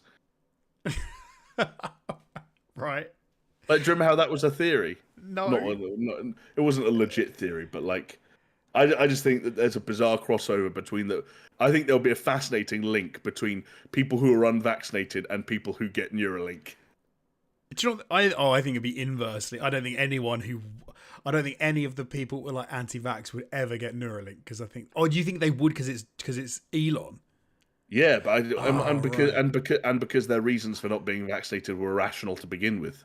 Oh, I think I would have guessed that they are the two polar opposites. Like the people that are getting Neuralink are the people that were the first for the injection. Like they're there going, I'll do anything. Like RFID Yeah, because people. like I think you're a rare case in that like you're fully vaccinated and you listen to and occasionally entertain conspiracy theories, but you rarely like believe in any of them, let alone become passionate about any No, of them. I find them fun to listen to. Yeah, Right, exactly. Like, but that's because you're a smart person and you can listen to things that you don't agree with or believe, and like you can partition your brain to absorb that information and leave it in a place where you're like, that's a funny, curious thing that I can laugh at or be intrigued by, but not believe in or become like altered by. But I don't think that. I think there are some people that don't have the same brain as yours, Jonesy. maybe, but I think that'd be. I can't imagine. If you could say, like we're saying about, would you not want to experience the best version of Gran Theft Auto 6 that you can on the PlayStation 5 Pro? I don't think that is the best. If someone says to you, Jamie, not only can you see it in lock 30, you can experience it at 10,000 frames per second directly in your brain, and you are in it. You are the main character. That sounds like. I like it. Like, I don't know. You telling me? It sounds I'd have trauma from that. Or something like that. You probably would, wouldn't you? Yeah. Yeah. As soon as I'm like shooting people in a way that feels real, I'm like, I don't like this anymore. But hey, they still look computery, so maybe you'd be right. But why would they? Wouldn't need to. Well, they would. They'd still have to. You still have to create the images. So unless they can... if they're running at 10,000 frames a second, you've got a little bit of leg room to improve the visuals. I'd say. Maybe, but you've still got to create the models. They're still not going to necessarily. They might look a little jank. Although we all saw that game with the ultra realistic first person shooter cop. I think it was the cam. Oh, the body cam kind of thing. Yeah. I forget what that. Yeah. Weird. But then, as that discussion was about, that was because there's a difference between realism and photorealism. And if you can trick the eye into thinking they're seeing something that's recorded, it's different from tricking the eye into thinking they're seeing something that's happening in front of their eyes. Very true, very true. Interesting discussion, one that we had on a previous episode of this podcast. So if you want to go and listen to that, then I recommend opening up our YouTube channel and just scrolling down until you see a title or a thumbnail or something that looks somewhat relevant to that conversation that we are not going to have now. But this has been a fun, if slightly different episode of the podcast, Jonesy. Thank you very much for joining me and for sharing all your thoughts and opinions and hot takes and everything in between along the way. Thank you, mate. Thank you for a stellar job presenting, as always. Not at all. My pleasure. And thank you so much, wherever and whenever you are, for watching, for listening, however you engaged with us on this occasion. And we'll be back here with any luck, same place, same time next week for another episode of Super Show Goodness. Hopefully, we'll see you there.